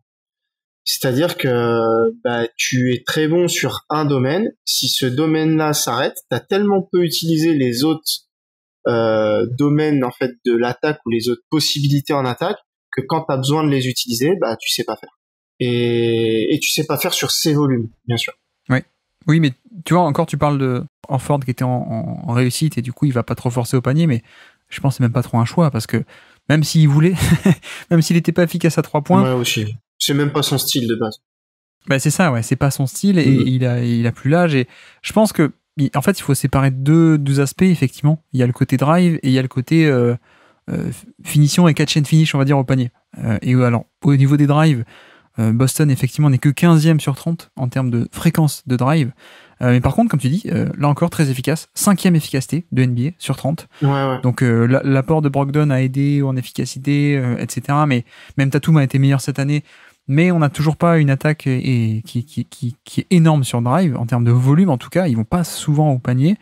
Mais même en termes de... Donc il y a cette catégorie des drives où tu vas au panier, balle en main, je veux dire. Et sur le côté catch and finish et menace verticale et vraiment finition pure au panier, c'est là-dessus où ça manquait de profil, je trouve. Parce que Rob Williams était un peu le seul. Et comme il était un peu blessé... ben voilà, ça manquait un peu de cette gravité-là autour du panier, soit pour attirer des défenseurs, soit pour les punir. Si justement sur un drive de Tatum, il y a quelqu'un qui dézone un peu, qui vient aider, bah oui, en une passe, tu peux faire un panier facile pour Rob Williams, alors que si t'as Grant Williams, ben non, Tatum est obligé de ressortir à l'extérieur, ou la défense a le temps du coup de combler, etc. Donc je pense que le spacing c'est bien, mais il manquait un petit truc cette année qui venait un peu le compléter. Je suis d'accord, mais en même temps que ça, quand Rob Williams jouait, j'ai pas l'impression qu'on ait tant trouvé que ça non plus. Et c'est ce qui m'embête, c'est-à-dire que je me dis que est-ce que il faut vraiment ajouter ce profil? Parce que est-ce qu'on va vraiment l'utiliser en fait? Oui, parce que tu veux dire, c'était Smart le passeur de ces profils-là et les autres le faisaient moins, quoi. Ouais, exactement. Donc est-ce qu'ils les faisaient moins parce qu'ils avaient des consignes et qu'ils avaient un style de jeu et qu'il y avait des choses comme ça? Ou est-ce qu'ils le faisaient moins parce que tout simplement ils voient pas la passe, ou ils voient pas le truc, ou il y avait pas le personnel? Mais à quel point, tout ça est vrai, je pourrais pas le quantifier en fait. Et du coup, ce qui est sûr, c'est que c'est un problème, ça clairement, parce que encore une fois, le but c'est quand même d'être le plus haut possible en termes de fréquence dans les tirs les plus rentables du jeu, je pense. Mais je sais pas si on va arriver à solutionner le souci. Parce que je pense qu'on avait, en tout cas, le personnel pour faire mieux. Peut-être pas pour faire parmi les meilleures équipes, hein, bien sûr, mais pas pour être, faire mieux que 25e, quoi, clairement. Mais tu vois, de tête, tu disais c'est rare une équipe qui est aussi efficace mais qui utilise aussi peu cette arme-là. De tête, une équipe qui est un peu comme ça, qui était un peu comme ça toujours, c'est Dallas en fait. Le Dallas de Doncic, qui était hyper efficace au panier. Je pense notamment à 2020, l'année où ils font un record offensif. L'offensive rating, etc. Ils sont excellents au panier, mais ils y vont très peu. Mais tu vois, on est sur ce modèle de spacing et drive and kick, ou voilà, un initiateur. C'est la limite un peu de l'initiateur unique. Oui. Ou en tout cas à énorme volume, avec des mecs qui attendent d'en faire un cheval pour que l'initiateur il puisse en fait pénétrer tout simplement, hein, et créer le plus d'espace possible. Mais effectivement, c'est la limite du truc où si t'as pas des gars après qui savent enchaîner derrière, et c'est paradoxal parce que quand même on a une des équipes où il y a le plus de joueurs à profil connecteur, je trouve. Ouais. Et malgré ça, ça a vraiment donné un énorme volume de tirs à 3 points, qui étaient pas forcément des mauvais tirs, hein, c'est pas le problème. Mais en tout cas, ce qui est sûr, c'est que on n'a jamais enclenché ou utilisé les décalages créés pour aller au panier et sanctionner les défenses ou essayer de leur faire des fautes, en fait. Oui, et puis tu vois, avec Dallas surtout, Doncic, c'est Doncic, quoi. C'est-à-dire que oui, en plus. le plan de jeu est simpliste, mais en même temps, Doncic, ça se transpose beaucoup mieux, notamment en playoff, quoi. Voilà. Alors que Tatum et Brown, ça se transpose peut-être pas autant, ou alors. Ils sont pas des génies. Voilà, c'est exactement comme ça. Voilà. Quand tu montes de niveau en playoff ou face à des défenses meilleures, t'as peut-être pas les mêmes résultats non plus. Donc c'est pour ça qu'il y a certaines fois, moi cette année, c'était un peu une déception, je trouve, moi personnellement, au niveau coaching. C'est qu'on a vraiment une attaque assez simpliste. Et là, on a parlé de beaucoup de tirs à 3 points, on a parlé d'y manquer une cible au panier. Voilà, on peut pointer du doigt certains manques de l'effectif, entre guillemets. Mais je trouve qu'au niveau créativité, coaching et tactique, je trouve que cette année, on a été assez simpliste. L'attaque a été assez simpliste et que ça manquait clairement de diversité. Et on l'a payé contre Miami, notamment.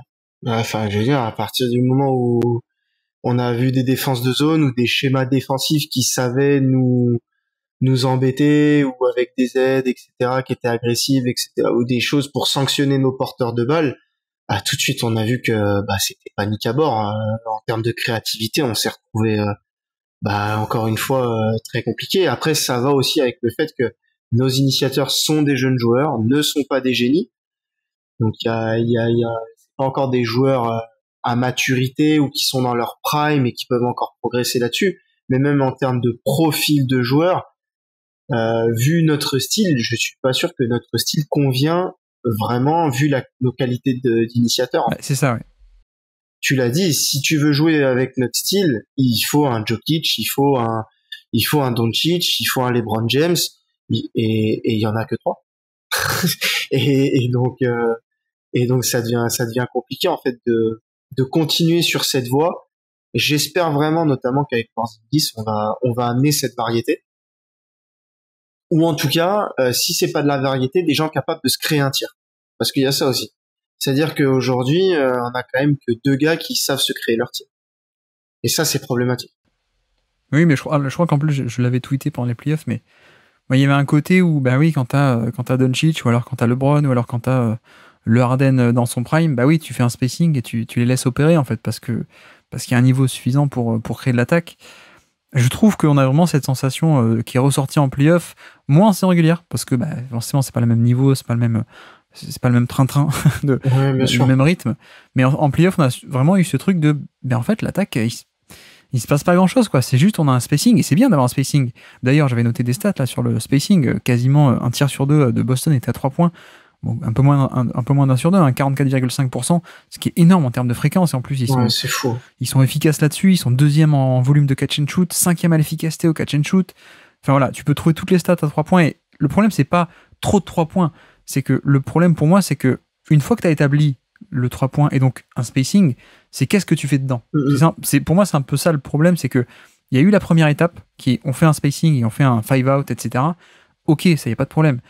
Pour moi, le problème, c'est ensuite qu'est-ce que t'en fais. Et si t'en fais pas grand-chose et que tu fais comme si t'avais Doncic ou Harden ou LeBron et que tu dis vas-y, prends la balle et tu fais on fait rien de plus, le spacing il est pour toi, tu t'en sors. Avec eux, oui. Avec Tatum et Brown, je trouve que ça bloque un peu parce qu'on n'est pas du tout sur le même niveau de playmaking et de création collective. Dans l'animation, en fait, c'est animer ce 5 out. À l'heure actuelle, en tout cas, on n'a pas réussi à le faire. Ça veut pas dire qu'on n'y arrivera pas. Ça veut pas dire que on a quand même un très bon niveau malgré ça, mais effectivement, c'est là où on pêche et où il faut qu'on trouve une solution. Et j'ai l'impression que la solution, elle a plus été trouvée dans trouver des gars qui savent créer leur shoot que dans cette recherche d'initiateurs. Mais l'initiateur de ce niveau-là, donc qu'on attend, c'est tellement rare et tellement cher que c'est pas simple, quoi. C'est pas donné à tout le monde de pouvoir récupérer un initiateur quand tu l'as pas d'emblée dans ton de top niveau, hein, bien sûr. Oui, mais après, je pense qu'il y aurait des moyens de faire un peu plus, tout de même, bien sûr. Un peu des séquences tactiques ou des actions où tu impliques les deux en même temps, les deux Tatum et Brown, ou alors Tatum en poseur d'écran plus souvent pour le libérer sur certaines actions, utiliser des joueurs en tête de raquette en post-haut pour des dribble end-off, ou alors pour des séquences de la fameuse high post offense de Thibodeau ou de Kevin Love à Minnesota, ou voilà, avec un passeur en tête de raquette, du 5 out un peu plus élaboré. Enfin, je trouve qu'on a vraiment... les 3 points, c'est bien, mais tu sais, il y a beaucoup la critique de non, Boston, prenez trop de 3 points, c'est exagéré. Aujourd'hui, tu meurs avec le 3 points, tu vis et tu meurs avec le 3 points. Je suis pas d'accord avec ça. C'est exactement, je suis pas trop d'accord, quoi. C'est juste qu'est-ce que t'en fais ensuite, et là-dessus, je pense qu'il y a moyen de faire plus, même sans avoir des pièces de plus, quoi. Je pense que tu peux utiliser un peu plus à leur fort de poste haut, tu peux utiliser Tatum en poseur d'écran, Brown aussi. Là, le problème, c'est que t'arrives en playoff et ton attaque, c'est 2 porteurs de balles qui doivent attaquer sur pick and roll ou sur isolation depuis l'extérieur. Et le problème, c'est que tu n'as pas de plan B. Dont un qui est mauvais. On va en parler. on va en parler. Non, mais tu vois, il n'y a pas de moyen d'initier de l'attaque plein centre du terrain. Il n'y a pas moyen d'initier l'attaque de par des façons différentes. Je trouve que ça se résumait un peu trop à du porteur de balle star dans le périmètre qui part de loin. C'est ça. Et ça a ses limites, d'autant plus que tu l'as dit.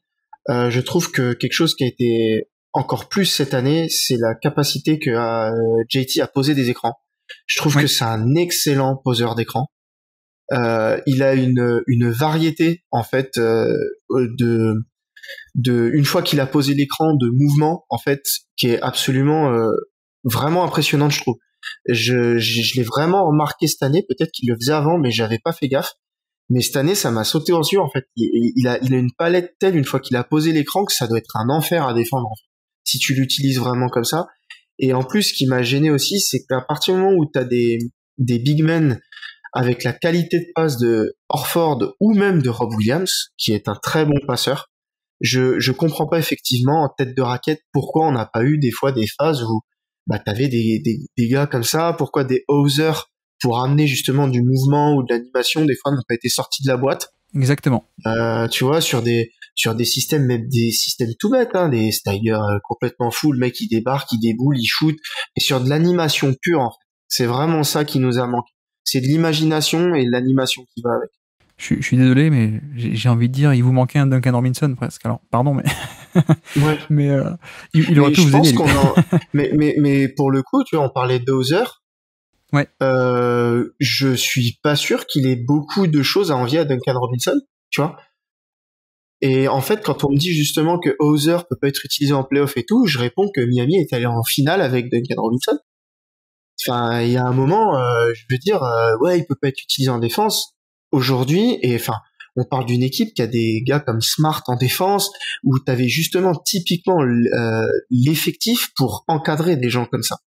Et peut-être que il nous a manqué aussi ces spécialistes pour définir des rôles et pouvoir dire tout ça va s'articuler, et des fois avoir des gens qui font un peu de tout, c'est moins bien qu'avoir un gars qui sait faire ça et du coup pouvoir justement créer des vrais systèmes pour justement animer tout ça. Et vraiment, ouais, ça a été presque caricatural, hein, notre attaque sur ces playoffs. Oui, et puis t'as même pas besoin de faire une grosse révolution, tu vois. Je trouve que même Udoka arrivait à faire un peu plus avec le même effectif, Udoka, en termes de diversité. On demande pas à faire du complexe, on demandait juste à varier.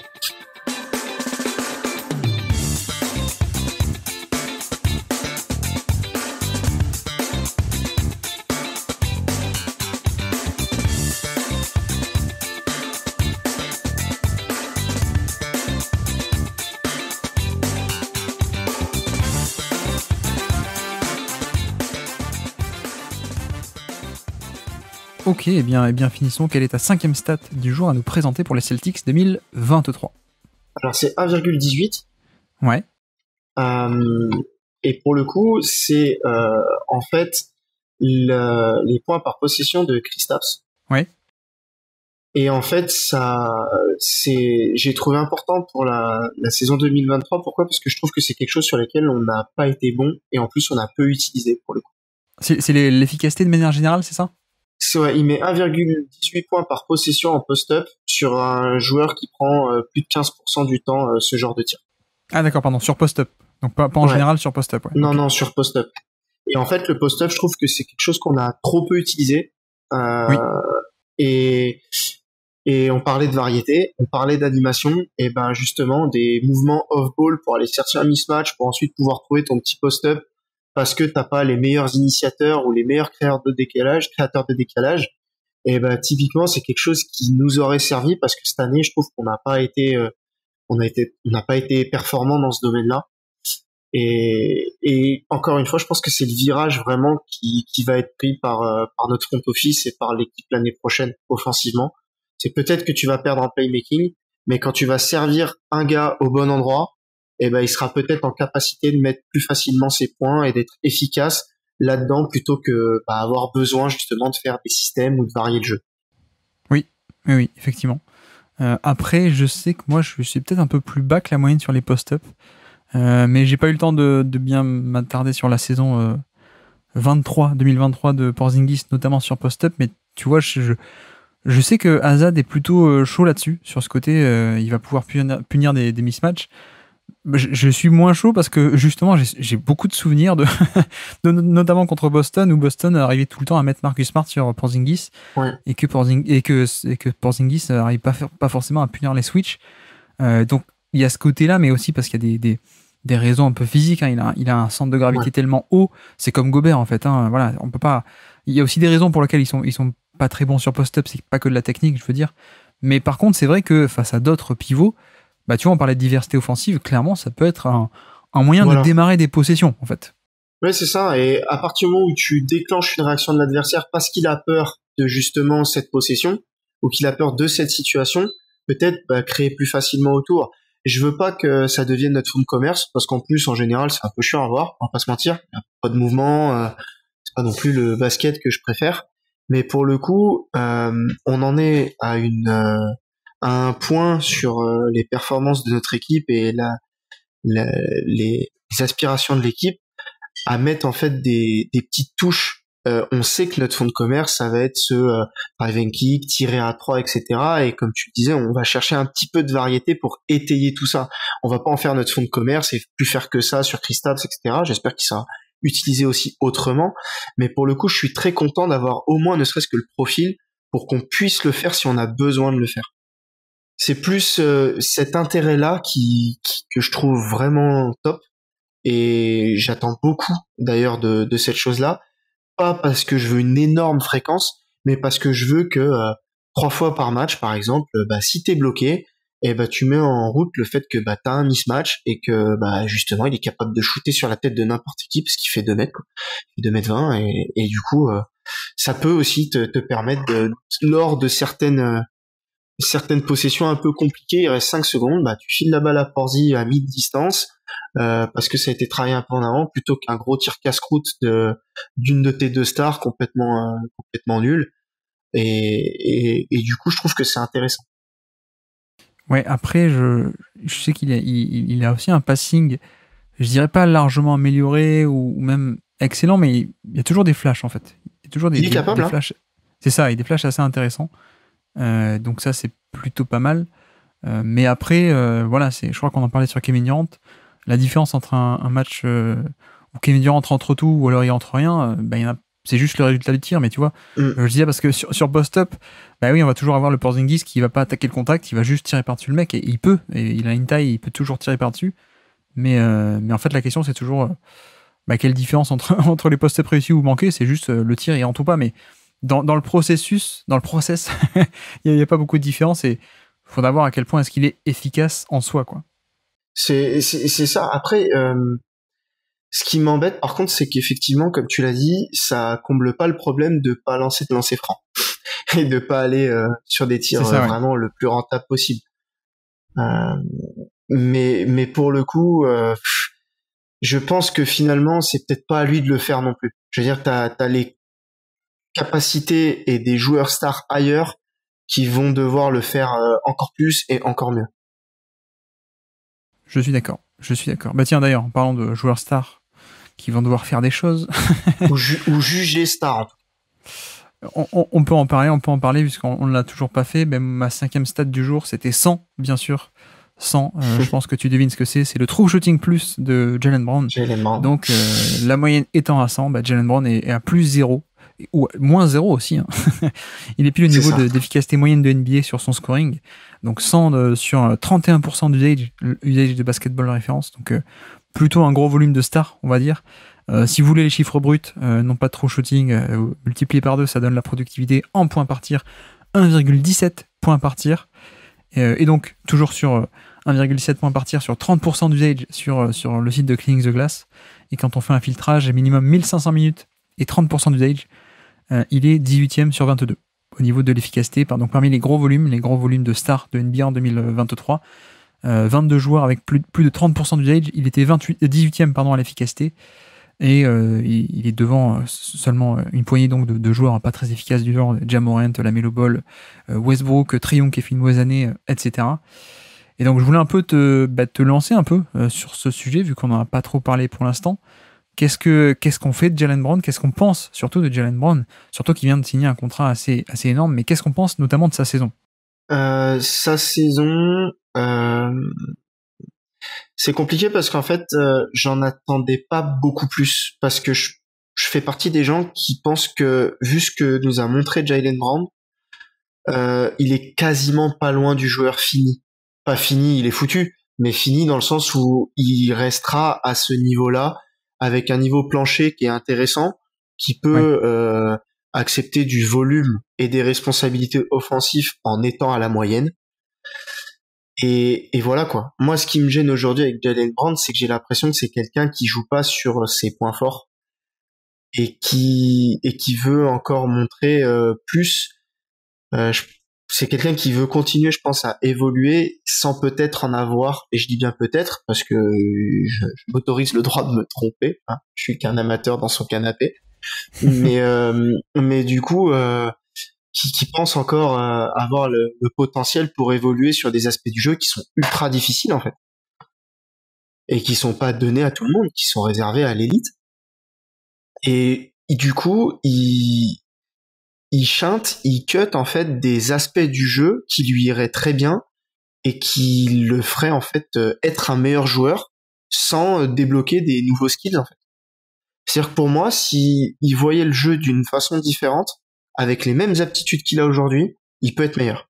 Ouais. Il peut être meilleur. Tu vois, c'est un autre aspect là-dessus où, même sans rentrer encore dans le passing et sur ce côté lecture de jeu, etc., mais même dans son profil de scoreur, il est au niveau des nombres de paniers assistés, 53%. 53% de ses paniers étaient assistés, donc un panier sur deux était créé par autrui, était consécutif à une passe décisive.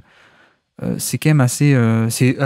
j'ai noté des noms un peu dans ce voisinage. On a du Jalen Williams, Tyler Hero, on a du Franz Wagner, etc. Voilà, on est plutôt des profils polyvalents, on va dire, et bien loin de Doncic qui a 15%, SGA qui a 21%, Ouais, c'est ça. Trae Young, Ja Morant qui sont autour des 20%, 25% également, DeMar DeRozan, Lillard 30%, voilà. Lui, il est à 50% de paniers assistés, et pourtant, il n'est pas hyper efficace, il n'a pas non plus le passing, peut-être on pourra y arriver aussi, mais tu vois, même sur ce côté scoreur, ça me dérange un peu parce que on connaît des profils de scoreurs un peu comme nous on les appelle sur Basket Lab, non pas des casseurs de défense, plutôt juste le profil terrasseur, c'est-à-dire il va pas casser la défense, va pas créer pour autrui, mais il va juste mettre le tir par-dessus son mec, grosso modo. Mais tu vois, même dans ce profil de scoreur, ok, il a un gros volume, mais bon, il a pas le passing, on pourrait fermer les yeux là-dessus s'il était très bon dans son domaine, mais en même temps l'efficacité elle est à peine au niveau de la moyenne. C'est là-dessus où je pense qu'on peut séparer un peu la discussion, quoi. Est-ce que elle est... En fait, j'aimerais bien connaître, mais je pense pas qu'on les aura ce soir, mais l'efficacité, en fait, la différence d'efficacité entre ces paniers assistés et non assistés. Est-ce qu'il n'y a pas un énorme delta qui fait que du coup, il se retrouve à la moyenne? Peut-être. Il faudrait étudier, effectivement, prendre les catégories de isolation, pick and roll, etc. et voir. Ouais. Voilà, parce que pour le coup, il y a des phases de jeu où je le trouve excellent. C'est quelqu'un, par exemple, notamment qui avait une très très bonne relation avec Smart, et on l'a vu tout au long de l'année sur des cut backdoor où il y a la petite passe de Smart et lui il cut backdoor et il vient et avec ses qualités athlétiques, etc. Et puis l'autre souci aussi, c'est qu'il va pas au panier. Enfin, il obtient pas de lancer franc. Ouais. Il obtient pas de lancer franc. Et quand on voit les qualités athlétiques du bonhomme, moi je comprends pas. Je comprends pas. Et en plus dans cet exercice, il y va pas. Et dans cet exercice, il est pas si bon que ça. Oui. Donc le problème aujourd'hui, c'est que en catch and shoot à 3 points, il est pas si fou. Et que ça représente quand même un volume de ses tirs. Et en fait, c'est quelqu'un qui va faire son beurre parce que c'est un bad shot maker et que du coup, il est capable de mettre des gros shoots et du coup, on se dit, mais attends, mais là, les jours où ça rentre, c'est fou. Mais à côté de ça, ses choix de tir et ses choix de jeu ne sont pas bons. En fait. Il se tire pour moi une balle dans le pied, mais vraiment tout seul. Mais en fait, sur les tirs qu'il prend, il est quand même plutôt bon, en fait. Le problème, c'est qu'il prend des tirs, il a un profil de tir assez compliqué, et du coup, quand tu le compares à tout le reste de la NBA, qui a pas forcément un registre aussi compliqué, c'est moins impressionnant, ça score moins de points, on va dire. Et même encore là-dessus, comme on dit, c'est pas non plus un mec qui prend que des tirs très compliqués, plus de 50% de paniers qui sont assistés. Voilà, donc c'est pas non plus l'extrême inverse, quoi. Je pensais qu'il y en avait moins, tu vois. Et alors, aussi pour noter le taux de lancer franc, on parlait de Tatum qui était à 150, donc plus 50% par rapport à la moyenne au niveau du taux de lancer franc. Lui, il est à 93, donc moins 7%. Et donc, on est en dessous de la moyenne au niveau des lancers francs obtenus, effectivement. Sur des volumes de stars, c'est pas possible. Ça, clairement, c'est rédhibitoire pour moi.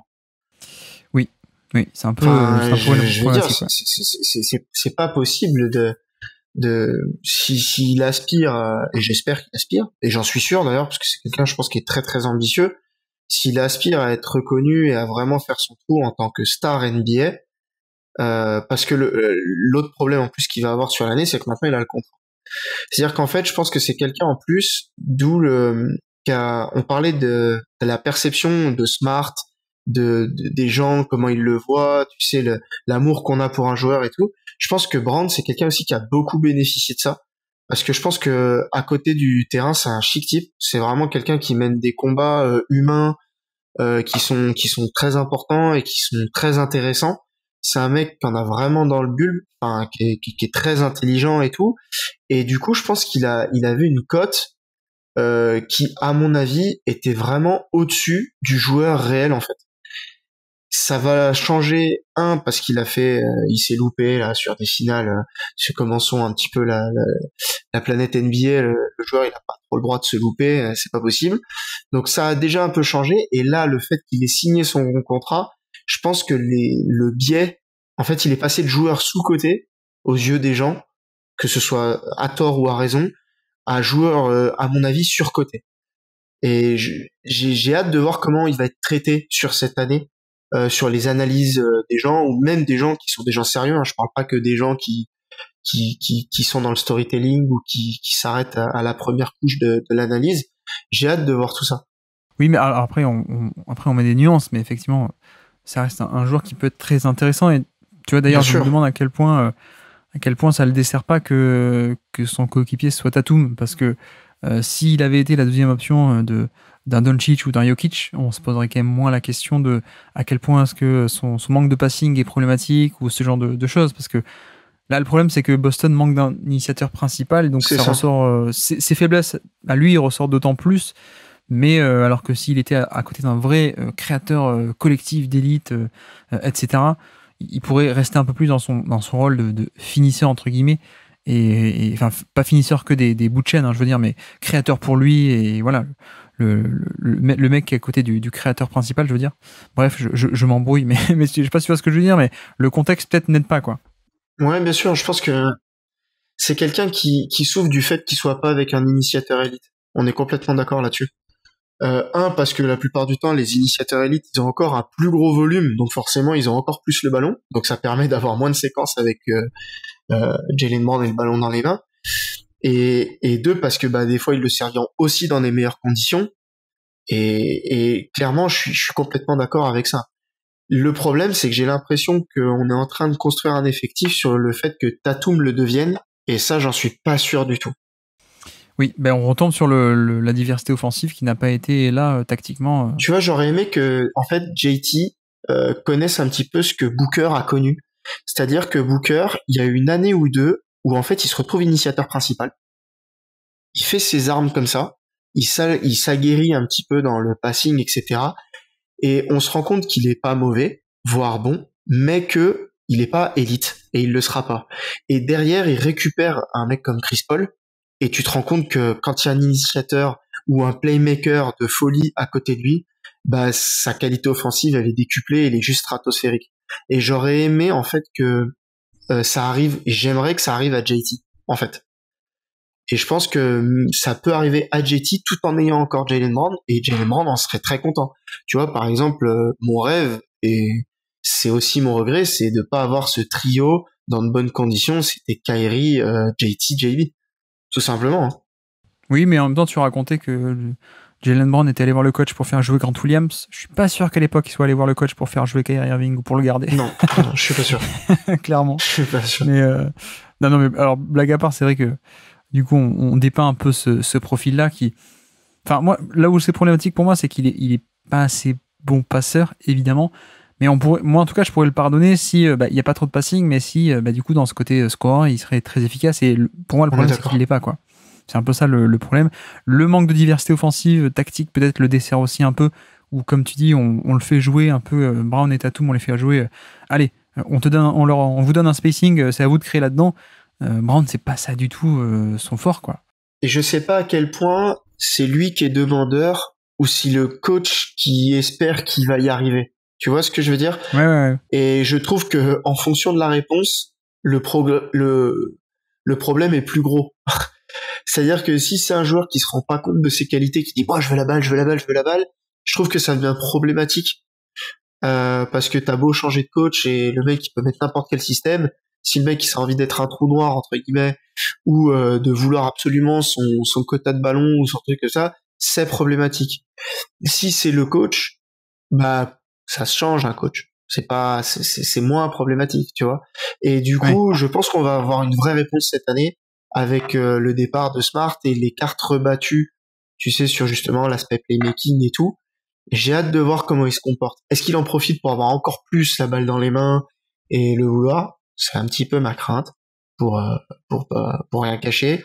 Ou est-ce que justement, on va avoir cette utilisation qui est mieux faite, qui est plus variée et qui le met tout simplement dans de meilleures conditions. Mais si demain je devais faire là on fait un bilan donc de sa saison 2022-2023 et ce que j'aimerais qu'il change sur la saison prochaine, c'est son efficacité sur les shoots qu'il prend et aller chercher des lancers francs. Je lui demande pas de devenir un bon passeur, je m'en fous. Ouais. Je m'en fous, enfin franchement. On a suffisamment de mecs qui comprennent le jeu et qui sont des passeurs ou qui ont un minimum de playmaking, etc.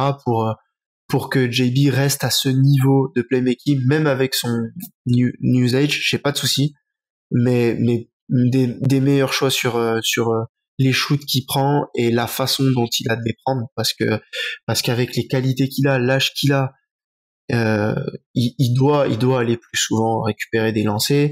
Il doit aller chercher lui-même en fait cette image de star auprès des arbitres et auprès des trucs et s'améliorer dans cet exercice pour le coup, parce que c'est bien d'avoir des lancers. Si tu restes au pourcentage de lancers au pourcentage qu'il a de réussite au lancer franc, ça sera bien, mais ce sera pas non plus super parce que c'est pas un exercice où il est si bon que ça. Hein. Oui, il a 72% en carrière, ce qui est assez faible pour ce qui est plutôt faible, ouais. Ouais, pour un extérieur, surtout quelqu'un qui shoot quand même assez bien à 3 points. En général, il shoot mieux au lancer franc, les bons shooters à 3 points, lui, c'est pas trop son cas. Mais après, il y a un aspect contractuel qu'on n'a pas abordé, mais bon, tu vois, il a signé le fameux Supermax, donc 35% du salary cap. Bon, les chiffres bruts sont impressionnants, mais parce que le salary cap augmente. C'est pour ça que je suis content que tu parles de pourcentage déjà. Bah oui, mais après, tu vois, même, je trouve qu'un 35% du salary cap, je pense qu'il le mérite pas non plus. Enfin, il le mérite pas. Non. La valeur du joueur, forcément, elle veut pas nécessairement ça, mais il y a une obligation de Boston qui était forcément de lui donner pour le conserver et pour éventuellement ensuite l'échanger. Mais c'était inimaginable que Boston ne lui donne pas ce contrat et prenne le risque de le perdre, en fait. On n'en parle pas assez de ça quand j'ai vu un petit peu sur les réseaux sociaux les moqueries qu'il y a pu avoir ou c'est le pire contrat de l'histoire, etc. Bon, déjà, sans rentrer dans cet extrémisme complètement, je trouve pas ça très malin de base. Sachant que le pire contrat de l'histoire, c'était celui d'Eric Pascal, qui était un contrat minimum, mais qui était déjà scandaleux, quoi. Mais si tu veux, on parle pas du fait que Boston était dans une situation où tu peux pas te permettre de perdre un joueur comme ça pour zéro, c'est pas possible. Et encore une fois, on parle pas, ça reste un bon joueur. Il faut aussi rappeler que c'est un joueur qui est calibre All-Star. Je ne pense pas que ce soit un joueur qui soit calibre All-NBA à l'heure actuelle. Et on vient de lui donner le salaire d'un All-NBA. L'avantage avec Jaylen Brown, c'est que, rappelez-vous, quand Ainge prolonge Jaylen Brown la première fois, sur son premier contrat hors contrat rookie, tout le monde dit que c'est haut aussi au départ. Ouais. Je sais pas si tu te souviens un petit peu des réactions. Oui, bien sûr. Mais on dit que c'est haut. Et au final, quand on a vu l'évolution de Jaylen Brown, finalement, en fait, c'était un contrat qui était largement acceptable. En fait. Surtout que le contrat était haut parce qu'il sortait de sa mauvaise saison de 2019 où il faisait la tête, l'effectif extra dense et tout ça. Ça faisait cher, effectivement. Et, sauf qu'en 2020, il a clairement monté un palier, quoi. Et pour le coup, c'est quelqu'un qui a déjà surpris son monde. C'est un bosseur. On peut pas lui enlever. Et donc, on verra bien. Après, aujourd'hui, ce qui est sûr, au-delà de parler de mérite, parce que faut dire aussi aux gens on est personne pour dire qui mérite quoi. C'est juste que on utilise plus le mot mérite dans le sens où, en général, 35% du cap en face, il faut mettre certaines capacités, certaines skill sets que aujourd'hui il n'a pas pour valoriser ce contrat et pour le justifier. Ouais. Voilà. Aujourd'hui, il n'a pas ça. Est-ce qu'il peut le débloquer? Je suis pessimiste, mais en même temps, je suis complètement pour le fait qu'il fallait le prolonger dans la situation dans laquelle on était. Donc à partir de là, tu le prolonges, t'espères qu'il fera sa meilleure saison possible, et tu verras après si tu souhaites t'en séparer ou pas, mais clairement ouais, plus gros contrat ou plus mauvais contrat de l'histoire, etc. Faut pas, enfin c'est pas des choses en plus qui se disent à la signature. Oui, après je pense que lui il s'en fiche, il a son argent, il a son contrat. En plus, et puis tant mieux pour lui. Ouais. Enfin, je veux dire, à un moment, c'est des gens qui travaillent, c'est des gens qui, c'est pas notre argent, on parle de l'argent de milliardaires, donc tant mieux pour lui. Je suis très content pour lui. C'est quelqu'un en plus, je le dis, qui mène des combats qui sont bien. Je suis très content qu'il soit à Boston. Surtout vu un petit peu la réputation qu'on a sur les supporters de Boston, les choses comme ça, etc. Je suis très content d'avoir des humains si on parle pas du sportif, je suis très content d'avoir des humains comme ça dans la franchise que j'aime en fait. Typiquement. Après, sur le terrain, il faudra justifier ce salaire en termes de ce qu'il amène sur le jeu, etc. Et aujourd'hui, force est de constater qu'il a pas encore tout. Oui, et que finalement, tu vois, si Boston... alors peut-être on va jinxer dans le bon sens pour toi, mais peut-être qu'entre-temps, Boston aura Lillard. Mais tu vois, une configuration où Boston a Lillard, ou en tout cas a deux énormes stars, et Tatum et Brown en génialissime troisième option, bah, ce serait extraordinaire, quoi. Je pense malgré tout que s'il devait y avoir une nouvelle star, ce serait Jaylen Brown la contrepartie pour le coup. Maintenant, au niveau où on en est arrivé, et pour le coup, tu parlais justement de Lillard, j'ai été clairement pour un trade pour Lillard avant la signature de Porzingis. Aujourd'hui, c'est quand même plus la même limonade du tout. C'est-à-dire que moi, Lillard, qui était encadré éventuellement par un Smart avec des Horford, des Rob Williams, un Tatum, etc., j'avais pas de souci parce que je trouve qu'on avait un schéma défensif qui était fait pour accueillir un mec comme ça.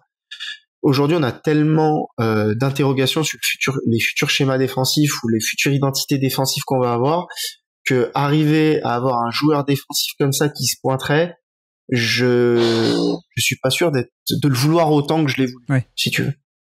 Je vois. Ok. Est-ce qu'on arrive à la fin? On a dit chacun nos 5 stats, donc 10 stats de la saison pour Boston.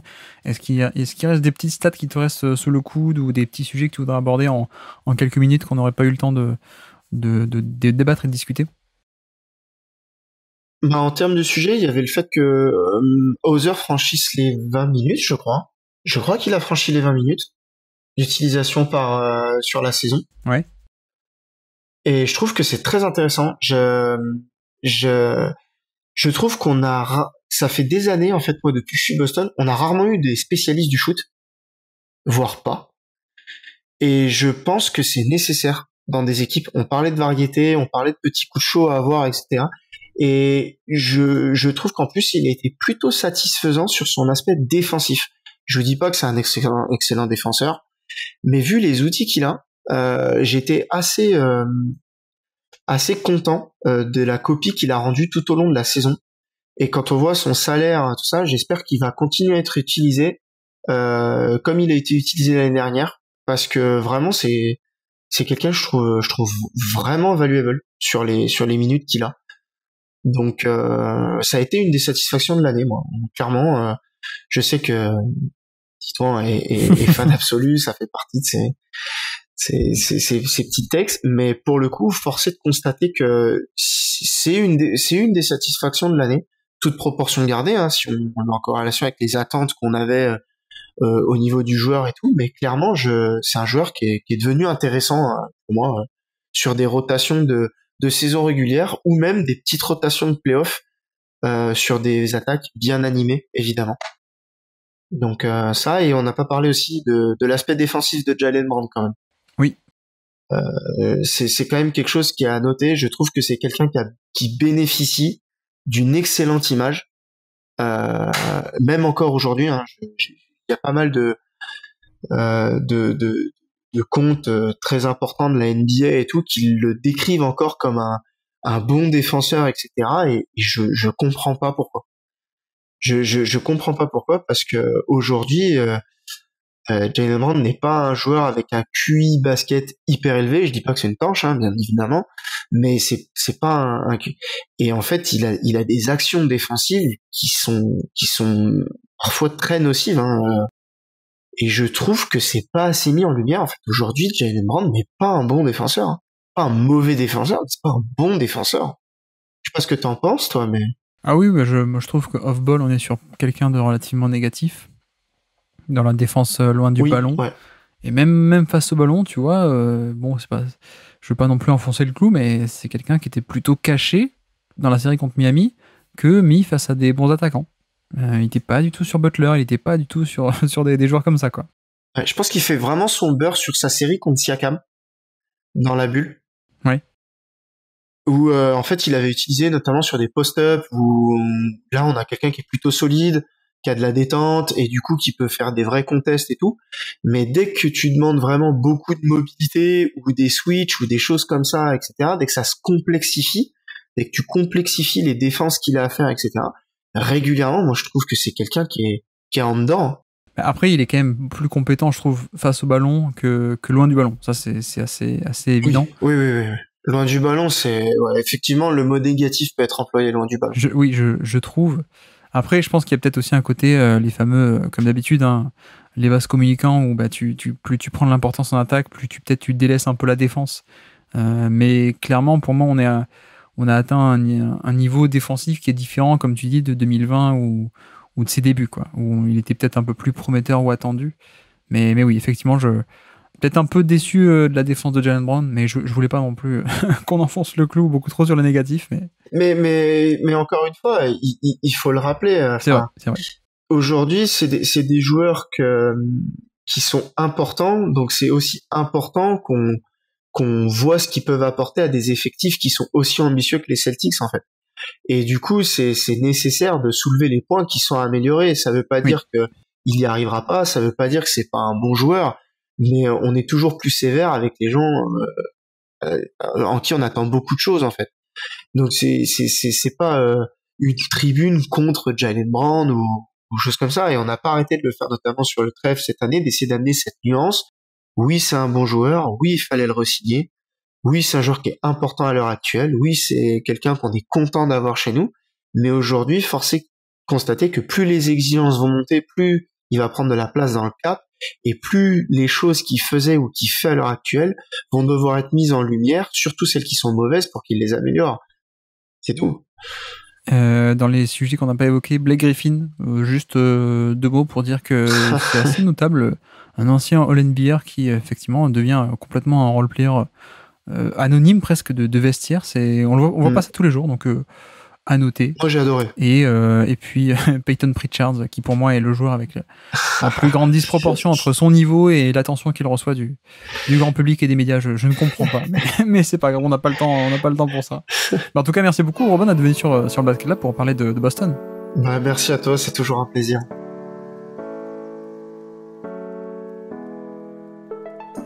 Merci à tous d'avoir suivi cet épisode, j'espère que ça vous aura plu. Et donc voilà, on se rapproche doucement de 2024, qui est dans maintenant un petit mois, normalement, le début de saison, 24 octobre.